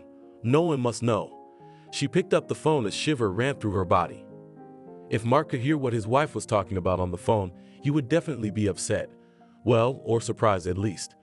The woman ran out of the dining room and looked around. A call to a secret chat room on Telegram. No one must know. She picked up the phone. A shiver ran through her body. If Mark could hear what his wife was saying on the phone, he'd be upset, or surprised at least. Olivia wanted to sit in the back, but Mark put her in the front seat. He chatted the whole short ride to the mall, talking about his daily routine. Nanny thought the man was lonely as hell to open up to the first woman he met. They'd only known each other for a few hours. "I have to make so many decisions every day," he said. "It's exhausting. Hell, sometimes I think, why do I have such a huge house? Why do I need all this? And I can't find the answer." "Isn't that happiness?" Olivia asked. "I feel like I'm in a fairy tale." "Oh, believe me, I'm like an Atlantean. I have to carry too much weight on my shoulders," Mark said. "It's so hard for me sometimes. I'm afraid that I won't be able to bear it and my legs will give out. I need support, oral support." "Maybe moral?" the girl said, embarrassed. "Maybe," agreed the millionaire. At the mall, it became clear to Olivia why he took a car for the middle class, not to stand out. Without leaving the salon, Mark put on a cap, black glasses, and even a mask, quite nice and neat. The nanny shrugged her shoulders and decided not to ask questions about the conspiracy, but the employer himself told her everything. "You see, we're so fond of getting mudslinging," he said as they walked down the corridor. "All these journalists, Telegram channels, I have to be invisible, you know? Be invisible." "Oh, cool store, let's go in." Olivia was out of breath. Mark pointed her toward Diva's store, one of the most expensive stores she'd ever seen. It had a simple motto: "Only the best." She'd been in one of those stores once, and the prices on t-shirts and sweaters had made her dizzy. "No, thank you," she replied quickly. "It's too expensive." "Oh, it's nothing," replied the millionaire. "It's nice here, and do you know why? Almost no one comes in. After all, expensive things have their own charm. Now we will quickly choose a dress for you and on the way back." A consultant in an impeccably white shirt and vest came in and gave Olivia an arrogant look. Her whole look said, "Go away, you don't belong here. There's a second-hand store right next door, over there." This X-ray immediately made the girl feel uncomfortable. Then the consultant in the snow-white shirt looked at Mark, looked at him for a long time and smiled broadly. "Good evening," she said. "Are you choosing something, mister?" "No names?" Mark quickly stopped her. "I'm glad you recognized me, but pretend we're strangers. I need a dress for this lovely girl. What do you recommend?" The girl pretended to have a complex thought process going on in her head. The consultant slowly, as if reluctantly, walked around the room and collected 3 dresses. She walked with them to a door and disappeared inside. Olivia froze, surprised by these movements. "Why are you standing there?" the millionaire asked. "Come on, there's no time to waste. Time is money, you know." It turned out that the door led directly to the fitting room. The counselor left the dresses inside and came out. She gave Olivia another look of superiority, but the girl held her ground.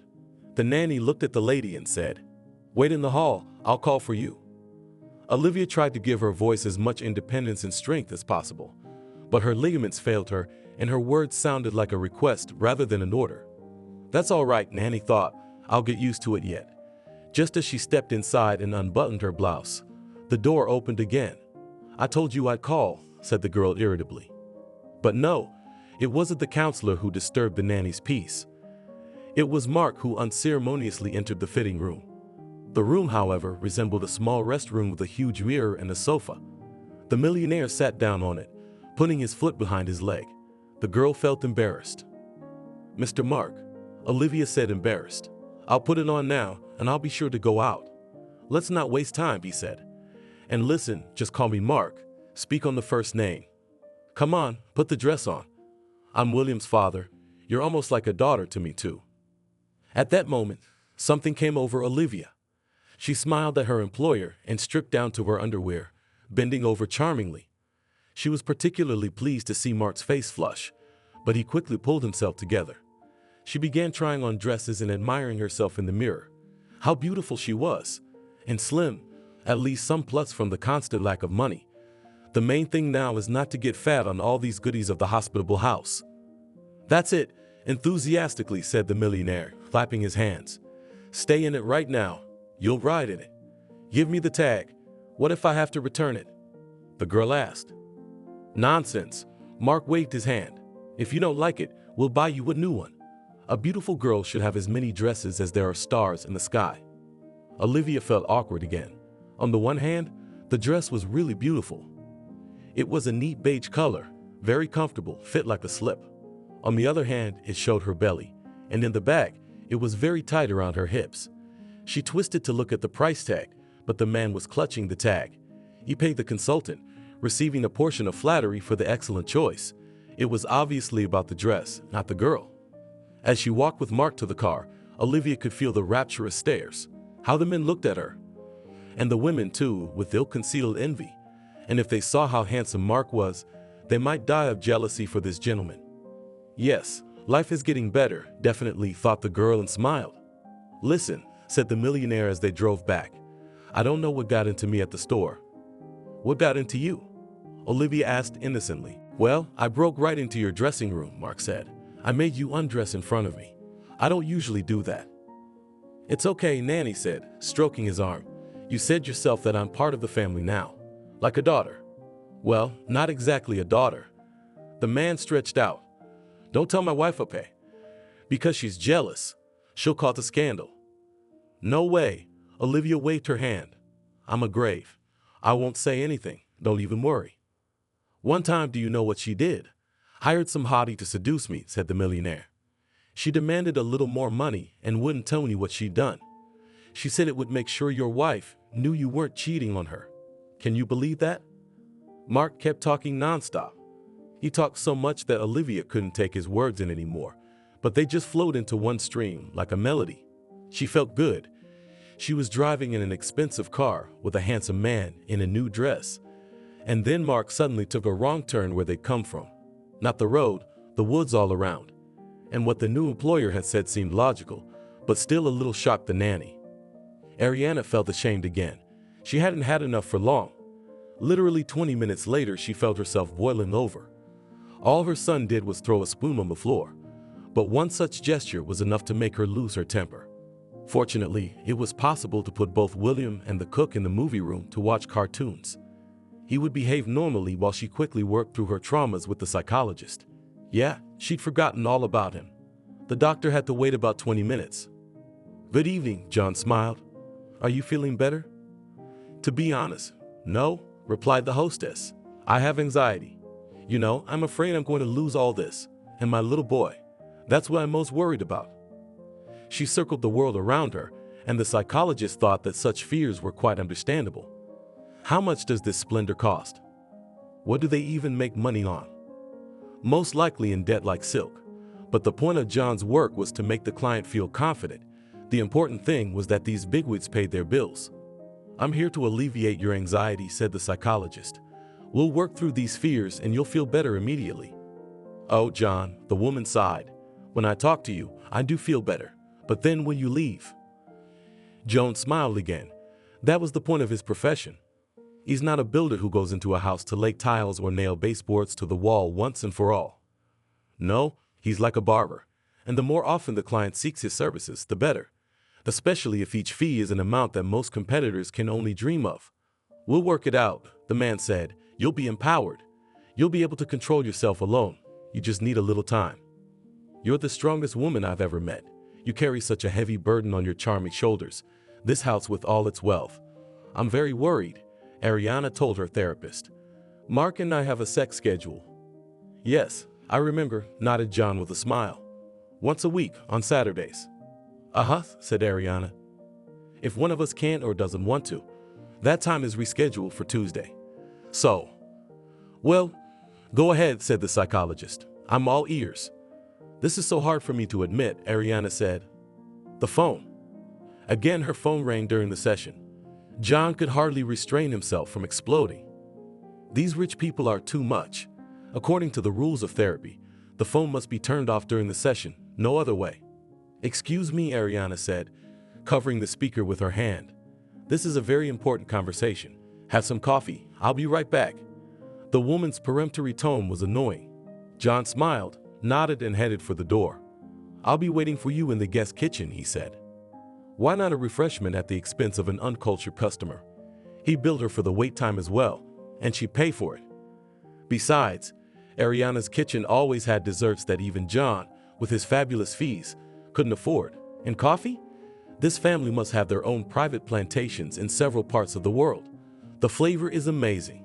Not in Italy, Austria, or Germany had he had such amazing coffee. Excuse me, Ariana said, appearing about 15 minutes later. It's all right, John smiled. If life sends you lemons, make lemonade.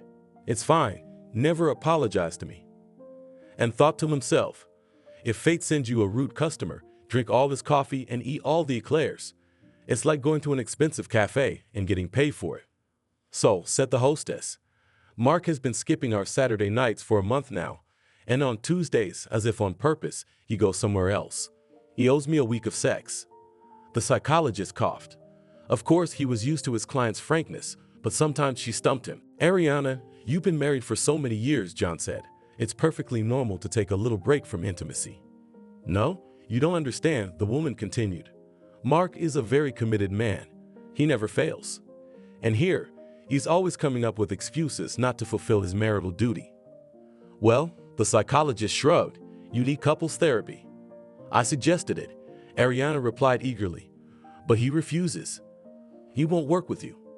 Let's not argue about it, John suggested. We need an intervention. We need to choose the money. Oh, a day to prepare properly. I'll arrange everything before he even realizes what's happened. One, and we're a threesome. Of course, it'll cost a little more. Ariana thought Mark's coldness was the result of her cheating. But how to tell the psychologist? She loves Apollo and her husband. Oh, and her son and her new nanny. She's got a big heart, and she could easily fit everyone in it. Even another lover could fit in there. No, a psychologist doesn't need to know about these nuances of her character. All right, she exhaled. Send me an email with a detailed intervention plan. Before we start it, I want to know all the nuances. It was time for John to bow out. Gathering himself, he smiled into his mustache, pleased that he'd figured out this demanding woman so easily. She just has a fixation on order. He really, really needs her. Where else will he get so many rich clients? Maybe he'll even eventually afford a similar house, just a smaller copy. I'm with you, you hear? John said goodbye. Don't be afraid of anything and don't worry about anything. Together we will overcome all difficulties. By the way, let me thank you for slipping me the Fedorovs. Are they working with you now too? Ariane asked.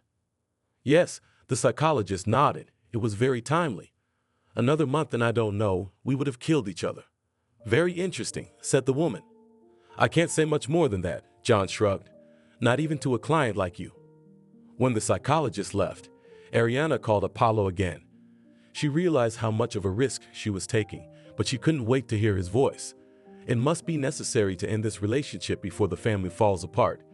By the way, where did her beloved husband disappear to? Hello, Ariana whispered. No, honey, he doesn't suspect anything. Under other circumstances, Olivia would have been delighted at the romance that had descended upon her. They were standing in a picturesque clearing. The sun was shining. The birds were singing.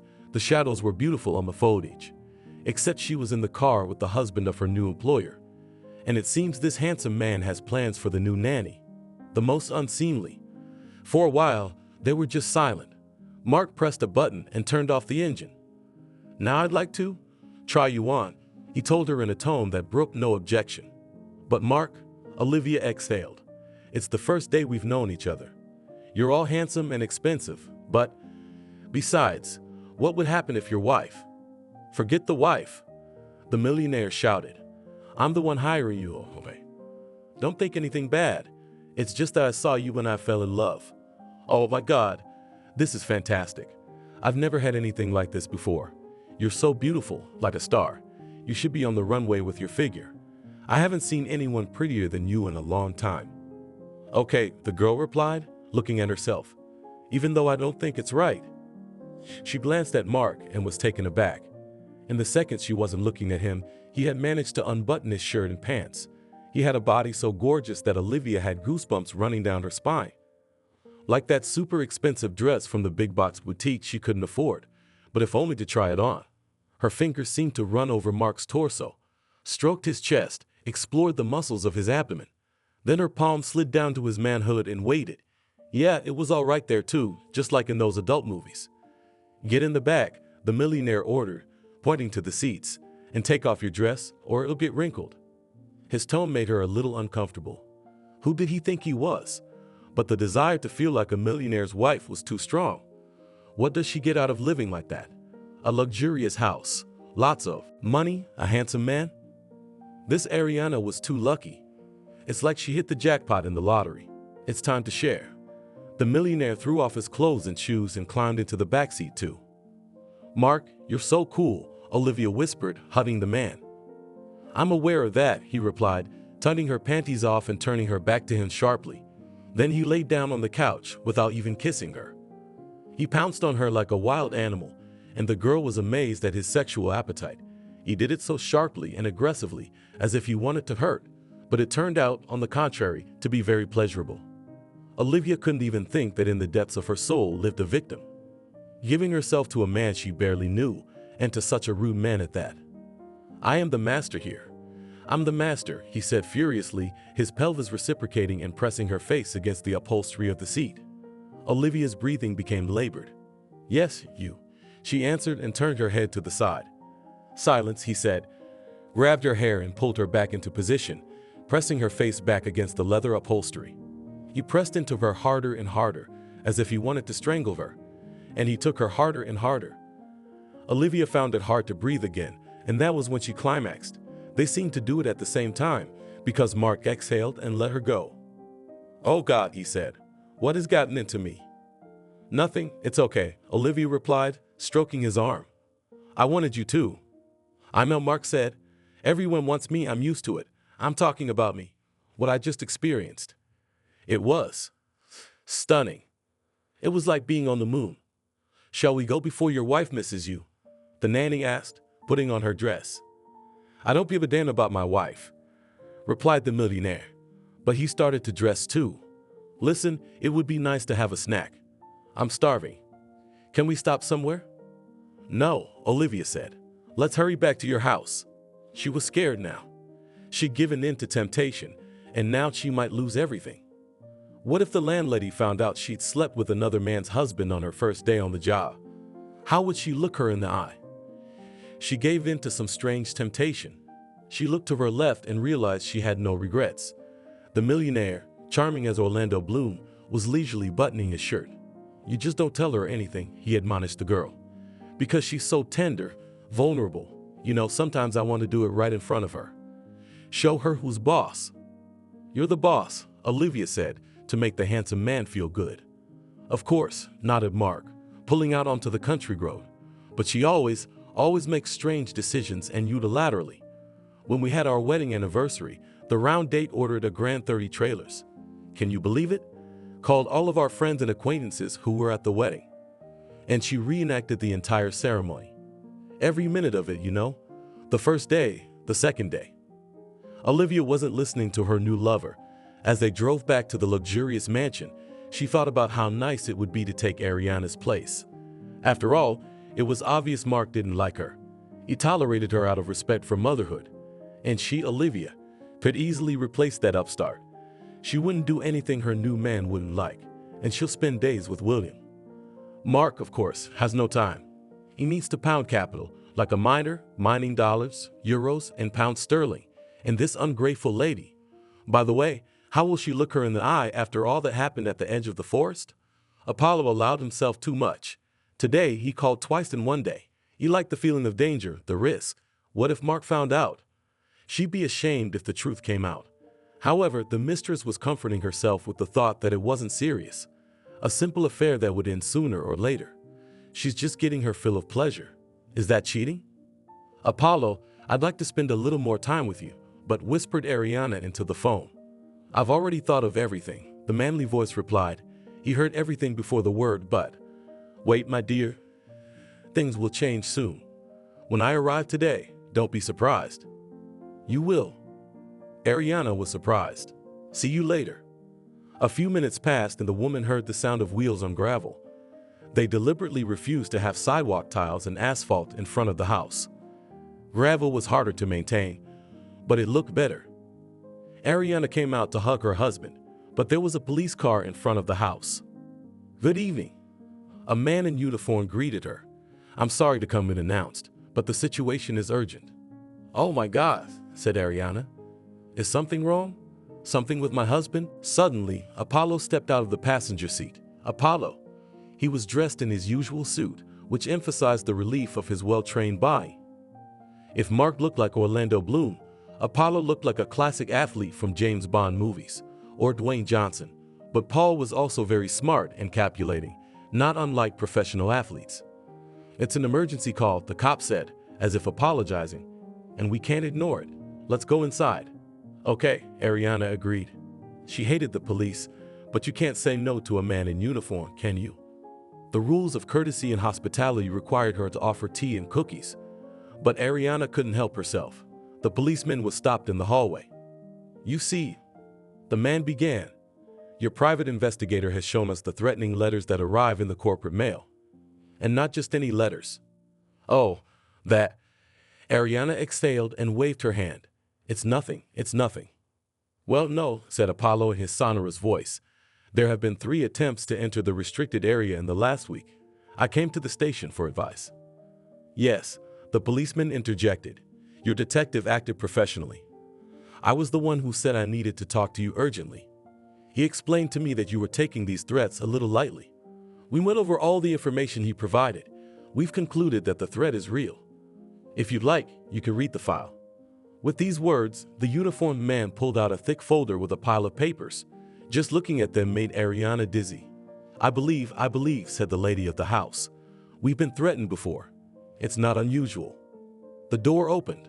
A young nanny in a new dress appeared on the threshold, followed by Mark. The girl looked at the delegation in the hallway and went red. Ariana felt embarrassed. Too much upheaval for this young lady in one day. She must have been frightened. Mark, on the other hand, wasn't the least bit embarrassed, as he always was. He waved his hand, but did not approach his wife. Yes, darling, we were a little late, he excused himself. There were terrible traffic jams, but really, we shouldn't have called the cops. We should have sent a driver. Ariana interrupted him. I almost lost my mind. You've been gone over an hour. I can't send a driver to babysit our only son, Mark said in a high-pitched voice and looked at the policeman. Well, that settles it. We're sorry to have put you through a lot of unnecessary circling. We are ready to help as much as we can. Nobody called me. The policeman interrupted him. I've been telling your wife about the threat for the last hour. I can tell you again, sir. Mark's face became puzzled.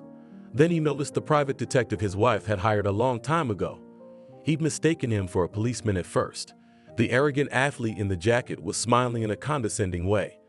Mark hated the big guy, but he had to keep his mouth shut. After all, a private detective might find out something about his life. Excuse me, what's going on? Mark asked. It's a bad case, Apollo said. Because of your new development. People are getting nervous. Maybe you shouldn't have been so active in the media. Oh God, don't tell me how to deal with the press. Mark interrupted him. We don't care what the plebs think, do we, darling? He looked at his wife for support. Olivia wondered what was going on. What did the police have to do with this?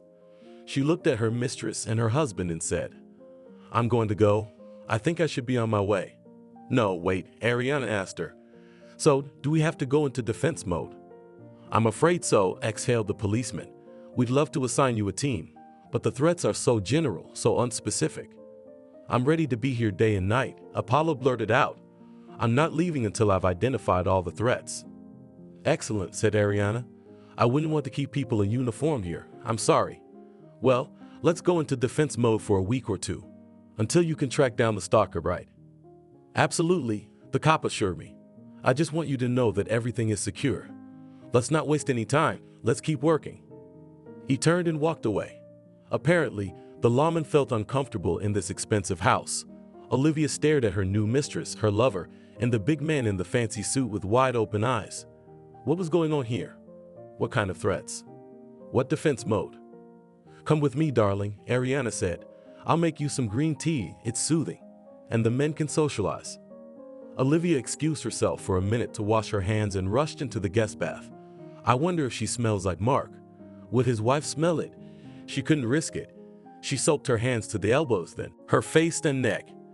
She carefully examined herself in the mirror, and there seemed to be no traces of their intimacy. Lastly, she perfumed herself with some toilet water that was there. Oh, Ariana said with delight, that's a very respectable attitude to hygiene. But remember, the sanitizer is for things, not skin. The gel is for skin. Merci, Olivia replied, blushing. We were at the store. Listen, there are a lot of things you don't understand. The hostess started. The thing is that my company and Mark, well, we launched a new project, and not everyone liked it. We don't have security, but I hired a detective. He says we're being threatened. I believe him. What a nightmare, said Olivia. Don't worry, my family has always had envious people. Ariana waved her hand. We'll still do our job. It's just that, since this is the situation and you found common ground with my son, couldn't you stay here for the time being? 2 weeks to start with. You'll have to work weekends. We don't want you to go back and forth and have someone following you. Stay with you? The nanny said in a dry voice. No weekends? Ariana mistook her shock for doubt and began to persuade her. I realize it's difficult, but don't be afraid, said the landlady. I'll add your pay. The working day is 10 hours. The rest of the time you can watch movies, go to our Roman sauna, lounging on a chaise lounge. What do you say? Olivia tried to calculate in her mind how much these bigwigs would pay her. It was a lot. And Mark's a great lover too. Free coffee, desserts, daily sex with a millionaire. It was like she was in heaven. I'm in, Olivia said. I just need someone to send for my things. No problem, said Ariana. Well, get settled in. We'll leave only you, Apollo, and our cook outside the perimeter. Apollo? The nanny was surprised. Yes, that's the name of the private detective, the landlady explained and wanted to continue, but then her phone beeped. It's ringing. I'll be right there. Olivia made the most serious face she could and nodded, and so began her double life. By day, she tutored William, spending hours on end with him. In the evening, she bathed and put him to bed. And at night, she went out with Mark. He'd set up dates for her in different rooms of the mansion. At night, the entire outer perimeter was closed, and only the millionaire family and the servants remained inside the house. No one else. Mark took her uncompromisingly and shamelessly. He'd done things to her that Olivia had only seen in adult movies before. But she loved it. To keep from going crazy because she couldn't share her secrets with anyone, the nanny imagined she was discussing her life with her best friend Georgia. She was far away, and she wouldn't discuss such intimate matters with her over the phone. You know, there's a special aura about these millionaires, she told her friend in her imagination. As soon as I see Mark, I agree to whatever he offers. So he asked you? Georgia wondered. Olivia fervently assured her imaginary interlocutor that nothing happened without her consent. But it wasn't true. Mark was just taking what he thought was his. It seemed that life locked up didn't weigh on him at all, especially as he traveled outside the perimeter, against the urging of a huge private investigator. Then one day the millionaire showed up at her room during the day. Olivia quickly realized why the boy was growing up such a... No, take a break, Ariana repeated insistently. I think William needs to spend some time with his mom. The nanny shrugged and headed for her room. Of course, she had been assigned a very small bedroom, but it was her own. She was delighted to have her own sofa and complete solitude, and you don't have to pay a dime for this beauty. More to the point, they were paying her extra. About 10 minutes after Olivia entered the room and settled down on the sofa, the door opened without knocking. The nanny thought Ariana had had enough. But no, the master of the house came in. I have a present for you, Mark said in a gentle voice, and handed her a box tied with a red bow. Wow, thought Olivia. It must be a new iPhone. She'd heard that millionaires usually gave their mistresses things like this. An expensive phone, wireless headphones, a fitness watch, something worth the money. The box did give away that there was a gadget inside. But what kind? Olivia shook it. Open it, Mark said. I want to see if you like my surprise. But the girl was not destined to see the contents. Suddenly the door to the room opened. At the last second, Olivia managed to hide the box behind a pillow. She crossed her arms so she couldn't see how much they were shaking. Spots appeared on her face. "There you are," said Ariana. "William is already tired of his mommy and is demanding his favorite nanny." "I'm on my way," Olivia replied with a smile, though she wasn't amused. "What are you doing here?" Ariana asked in surprise, looking at Mark. "I'm checking how our new employee is handling the baby," Mark said without a smile. "I'll give her a little test at the first opportunity. We need to make sure William is in good hands." "God, you're so thoughtful." Ariana smiled and kissed her husband on the cheek, then on the lips, then on his neck. Again and again, Olivia blushed. "You're free to go," Mark said, as if mocking. While Ariana kissed her husband passionately, the nanny slipped out of the room. The box remained behind the pillow. Tonight, she would see what her new lover had given her. The gift Mark saw was a corner sticking out. He tried to correct it, but it turned out worse and caught his wife's attention. She quickly intercepted his hand. "Oh, is this for me?" Ariana asked enthusiastically, accepting the box. "You're such a romantic." He hadn't given her a gift in a long time. On the one hand, it was understandable. All their wishes had been fulfilled a long time ago. What do you give a man who has everything? On the other hand, a little surprise is always so nice. She kissed her husband tenderly and then passionately. But when the woman opened the box, she was somewhat puzzled by its contents. Apollo quickly took his place in the luxurious house and began to be seen as part of the interior. He behaved on an equal footing with the owners, and it pissed Mark off. But he dared not argue with the big man. That was his character. In front of really strong and powerful people, he would pass over and try to make jokes. The detective, on the contrary, was extremely serious, and every day he made the situation worse. In the morning, he held some sort of meeting, drinking coffee with the owners of the house.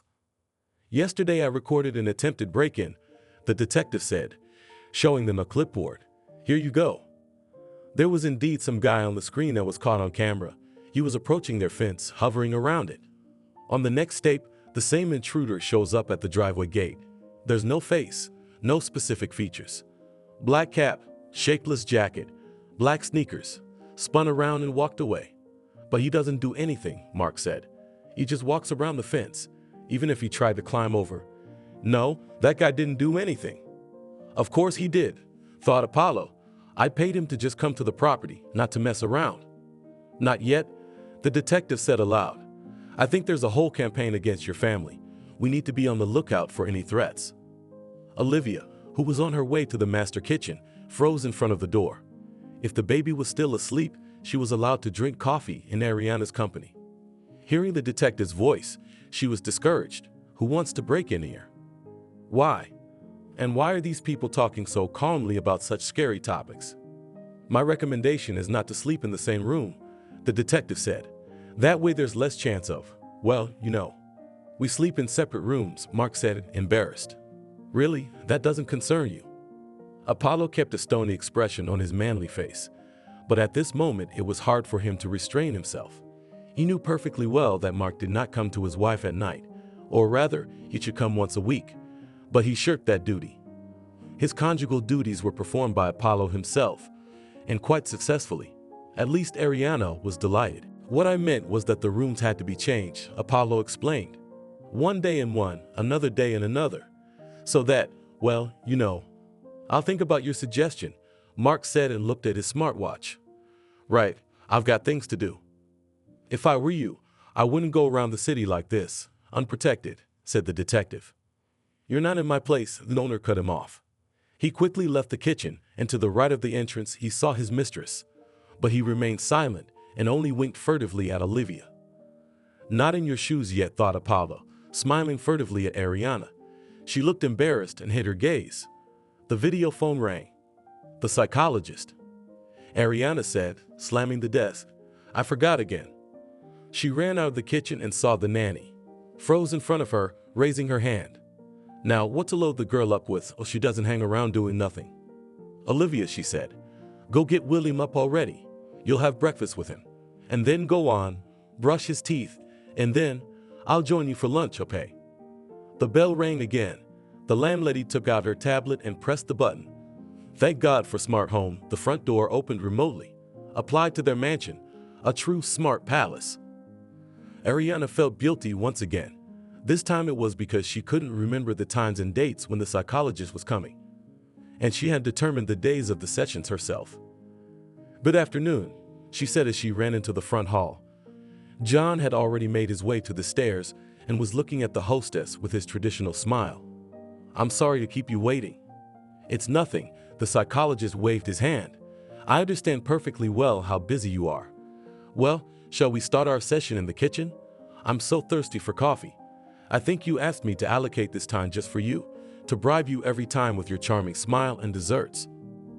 Ariana was relieved the anxiety was gone. How wonderful that one can redeem oneself so easily. Buy the psychologist an exclusive coffee, gag her with a designer brownie, toss an extra banknote. Well, not toss it. Put it on a card. But in that moment, the guilt reappeared already in front of her son.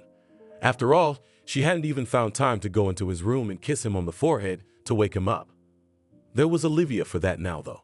We should give her some kind of gift to cheer her up. You know, Mark's been acting strange. Ariana began from afar as they sat down at the table. It's not that he's gone cold. Has he changed? The psychologist asked in an ingratiating voice, looking carefully into the eyes of her benefactress. She was the key provider of wealthy clients for his practice, so he needed to show maximum interest. Not that, Ariana shrugged. I wouldn't even say estranged. We've got a complicated situation here. As you can see, there's even security now. Oh, that's all the outer shell, John said. Let's focus on your family. What happened? What seemed strange to you? You see, doctor, he gave me a gift, said the woman and blushed thickly. Oh, I beg your pardon. It's the phone again. All these questions, all these cases, they get to her one day. Ariana whispered with her lips, quite silently, I'm sorry, and started discussing business matters. The psychologist didn't concentrate on the conversation. He was just hearing clever words from the world of high technology, which he didn't understand anything about. It's hard for me to talk now. Ariana was losing patience. In the evening we'll have a meet-up, as always. Oh, okay, well. Tell me about conversion. Surprise me. John leaned back in his chair. After coffee he wanted to smoke, but tobacco was strictly forbidden in this house. Not even flavored vapor. And he loved smoking. He sees the process of letting the smoke pass through him as a kind of meditation. Inhale, exhale. Inhale, exhale. He's so engrossed in smoking non-existent tobacco that he misses Ariana finishing her conversation and returning to their session. That's the kind of gift he gave me, doctor, the woman announced. So what did he give her? Thought John. A task with an asterisk. But why?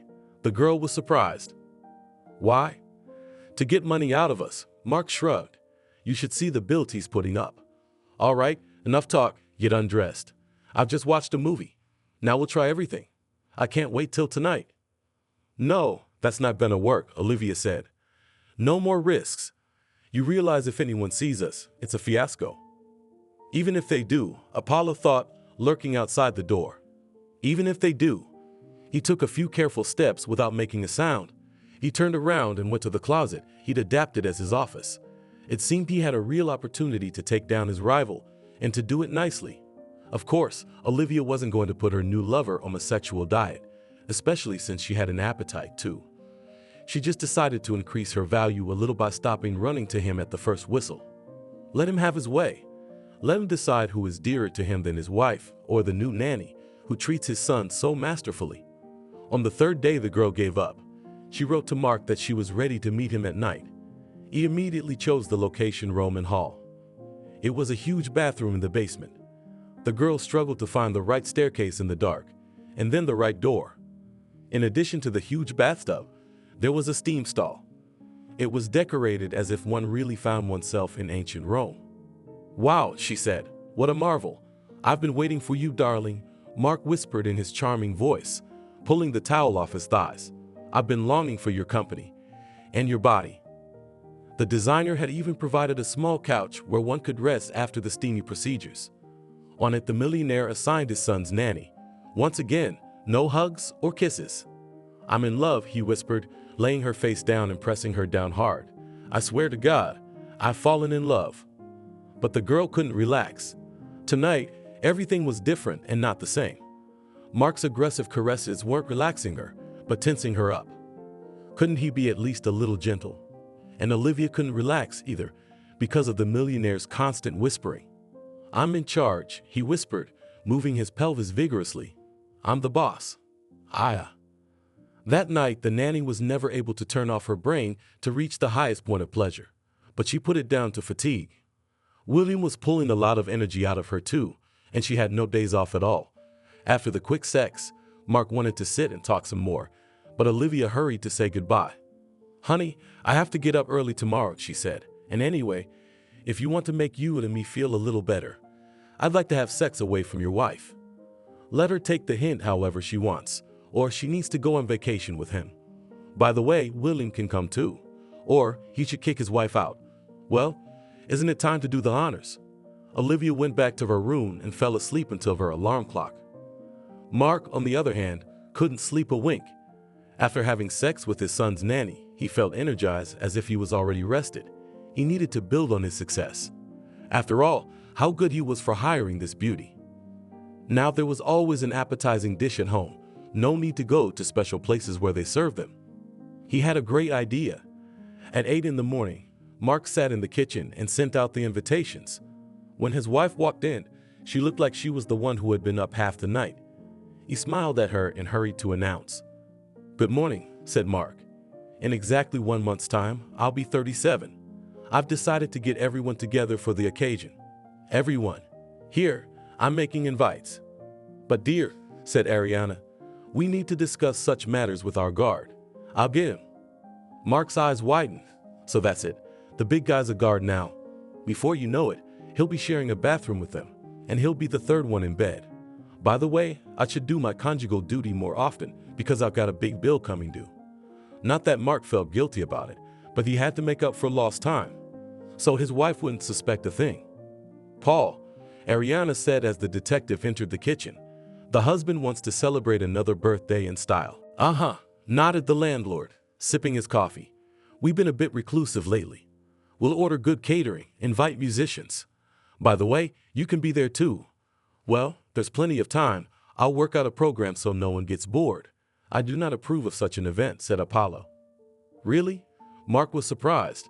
"I don't give a damn about your approval, big guy." "Darling, why are you doing this?" Ariana spluttered. "Paul works 24/7 as it is. He doesn't sleep at night. He's guarding us." "Sweetheart, what the hell?" Mark said. "We live in a gated community. Protected. You and I have been threatened our whole lives. I think the number of guests should be reduced," said Apollo, as if he hadn't heard the criticism. "Down to 10. I'll hire a couple of guys. We can provide security." Mark jumped up from his seat and left without even finishing his coffee.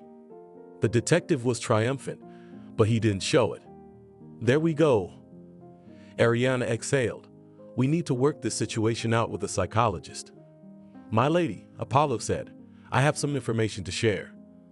"I'm listening attentively," the woman replied and tried to smile. "I would like to warn you right away," the detective continued, "that some aspects may hurt. Are you sure you want to know that?" Ariana smiled at first. She was already prepared to listen to another story about the house being besieged at night by unknown intruders. But what Apollo told her really hurt. It really hurt, and it really hurt. "Listen, how long are you going to be with me?" William asked, stretching in his bed. "What do you mean?"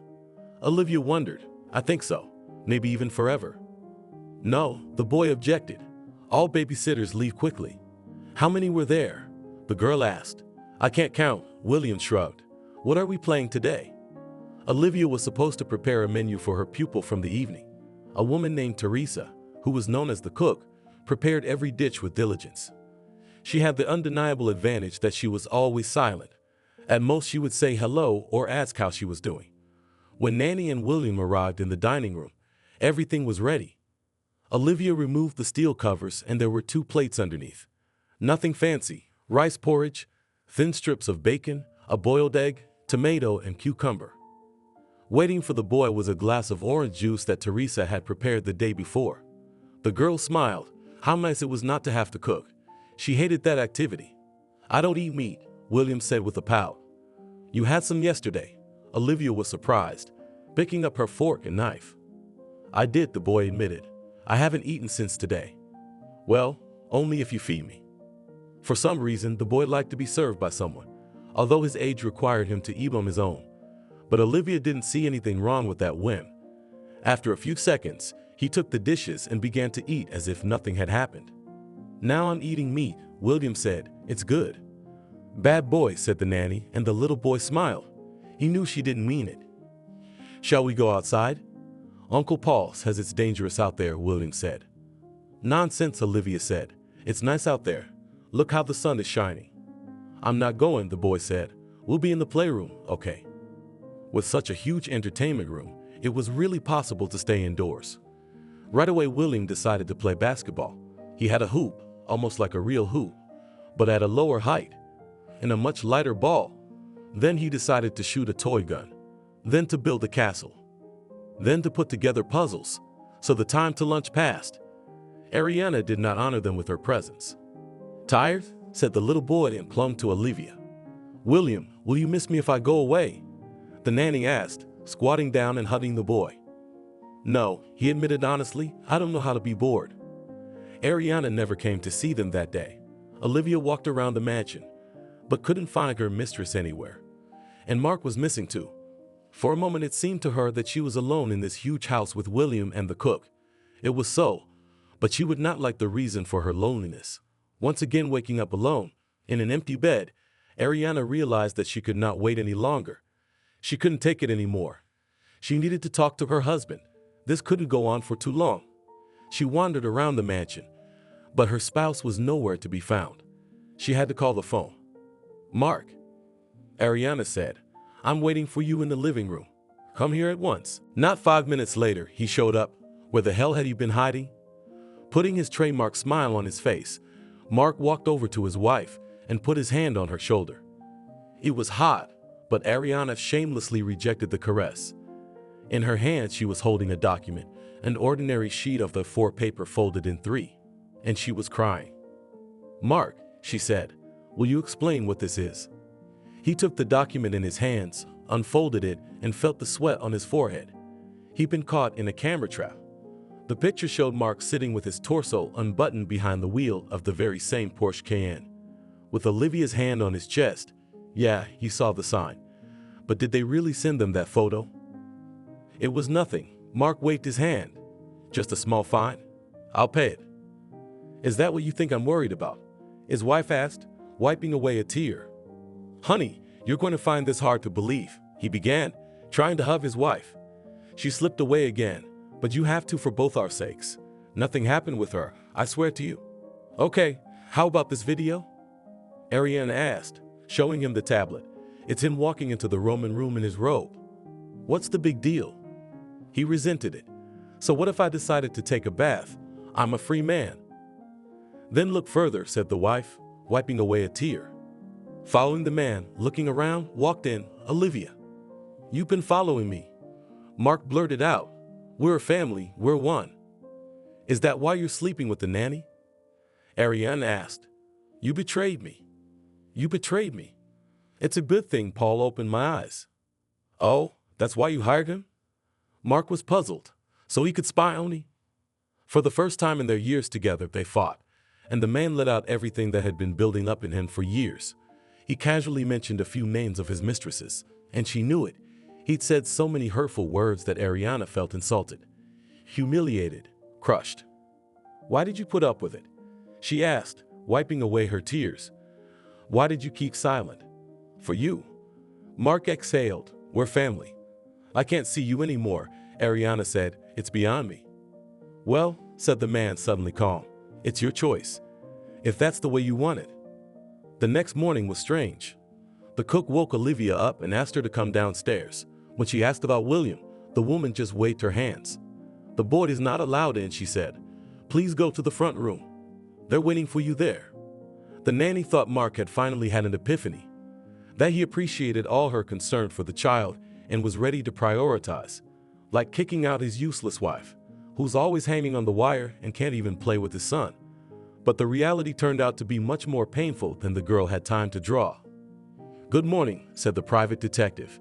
He was dressed in his impeccable suit and a white shirt that was tight around his muscles. "Good morning," Olivia replied. "What's wrong?" "You're leaving." "I've been authorized to get you out of here," Apollo said, "along with all your belongings." "What?" Nanny was outraged. "How dare you?" "I'm not a servant. I'm a full member of the family." "What do you think you're doing?" "The same as you." The detective smiled and lowered his voice. "Only not with Mr., but with Mrs., but none of that matters anymore. We'll go up to your room now. You'll pack quickly, and we'll go away." So that's how it is, thought the girl. Used and thrown away. Of course, when Mark was caught frying, he preferred to keep the family together. In the room, the nanny hesitated, tears beginning to roll from her eyes. That's how the story ends. She just gets kicked out. No more coffee and cakes, no more huge playroom, and the little millionaire. And no more perfect lover either. But Apollo was deaf to her misery. He extracted 2 large garbage bags from the inside pocket of his jacket. "Here," he demanded, unfolding one, and began throwing all her things into it indiscriminately. Tears kept rolling down her cheeks. In just 5 minutes, both bags were full. He picked them up easily and carried them in front of him as if they were trash. "Would you call me a cab?" Olivia asked. "I can't carry this stuff myself, and I have nowhere to go." "Don't ask questions and don't talk," Apollo demanded. "Follow me." He opened one of the cars that definitely belonged to her former employer's family. She didn't know the make, but the car looked very expensive. She had seen the family driver behind the wheel of this car before. Apollo put his hand to the trunk of the car, and it swung open. Threw her things in there. "Ariana wants me to personally drive you away," he said. "So get in." Olivia felt scared.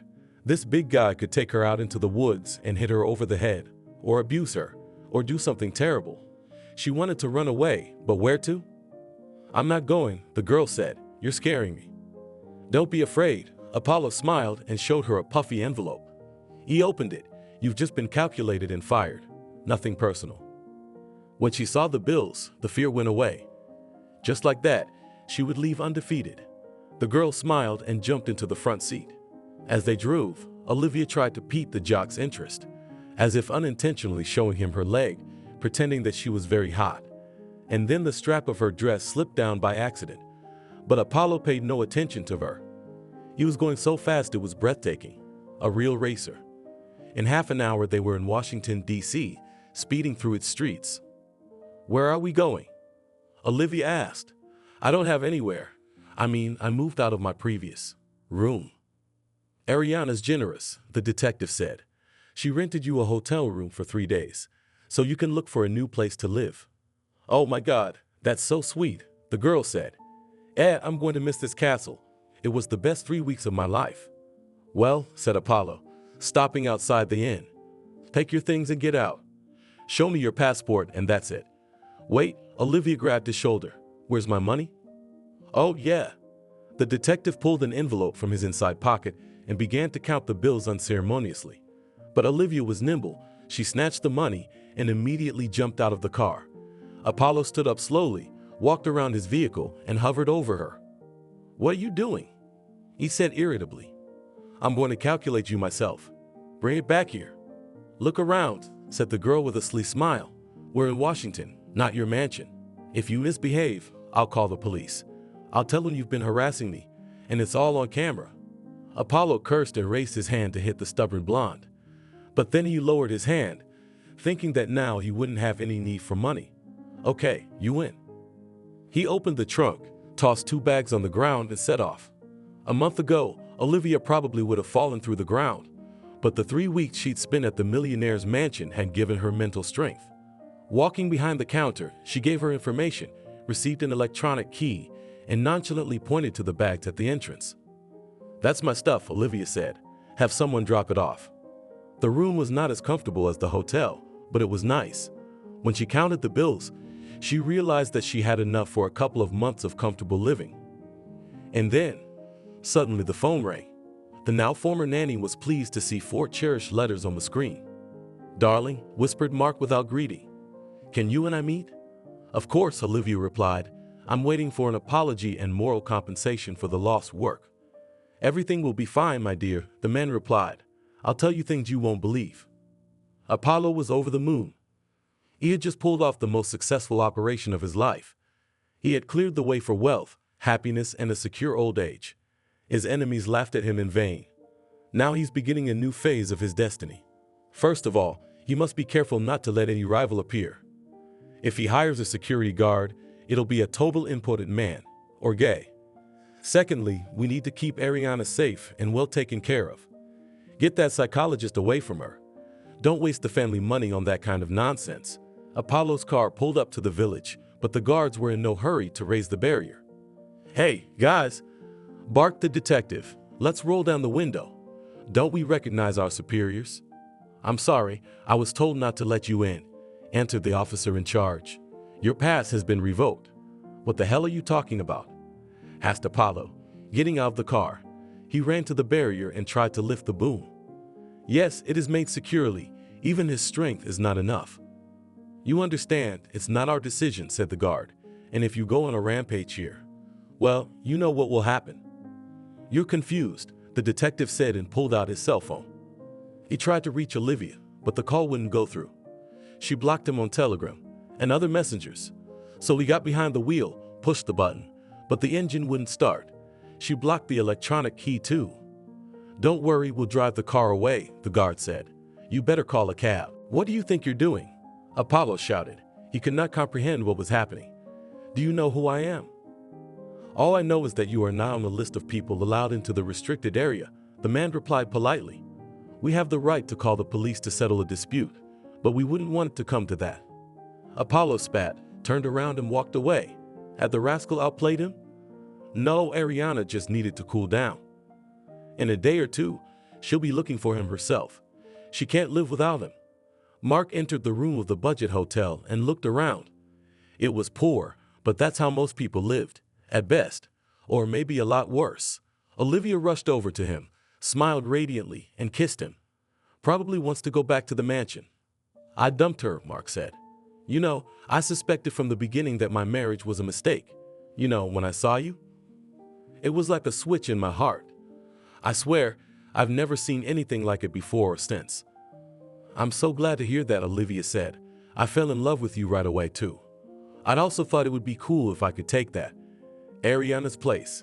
Mark smiled. At that moment, he really did look like Orlando Bloom, like a sibling. He hugged her and kissed her. And the girl literally flew to the seventh heaven from happiness. Her dream had come true. What a dream, the most daring dream. Now the handsome boy belongs only to her. So first of all, no nannies. At most a nurse, old and ugly, so that the man will not even think of cheating. Secondly, you need to get yourself cleaned up. Get your hair done, go to the gym, go on a diet. You should only want her. Third, constant supervision. She's not gonna trust this dog like Ariana. No, he has to be there for her at all times. "So you kicked her out," Olivia said with a smile. "Oh, it's such a trauma for poor William." "Better," said the handsome man. "I left on my own." The girl couldn't believe her ears. Her jaw dropped and nearly fell on her chest. Was he going to build a new house? Yeah, if he'd left her a castle like that, let him go. What does she know about the man, though? Maybe he's got another house. Maybe even bigger and better. And not in the US, but somewhere on the coast of Spain. "I don't want that golden cage anymore," Mark said in a high-pitched voice. "Let her stay in that luxurious house of hers alone. Well, with our little son. I'll come and visit him once in a while." "What?" Olivia asked. "So it's not your house?" "No," Mark smiled. "It was her father who built it, but you love me, don't you?" "Of course," she replied, and felt her throat go dry. "But artificial intelligence. I gave up my share of the family trust too," the man continued. "You know, her father would have made me do it anyway. He wouldn't even take his car. Screw them, I want to forget this whole thing like a bad dream." "I'm sorry," whispered the former nanny. "I'm dizzy." "We'll get an apartment," Mark continued, as if he hadn't heard her. "I don't have much money, but I found a good one. It's called the studio. 12 square meters, just the essentials. We'll work together like a normal family. I think we'll be able to afford something bigger in time." "But Olivia said, gulping for air. "But I know you have a lot of stuff," the man sighed. "I'll order storage systems. You know, there are those textile ones. You know, like upholstered closets. We can put some of it in the common hallway." "Olivia, where are you going?" But the former nanny wasn't listening to him anymore. She was moving on to a new life. Without Mark and the studio apartment. Let him stay in this room for 3 days. He needs it more. Thank you for watching this video to the end. Subscribe to the channel. Like it, write comments if you like the story, and see you on the channel.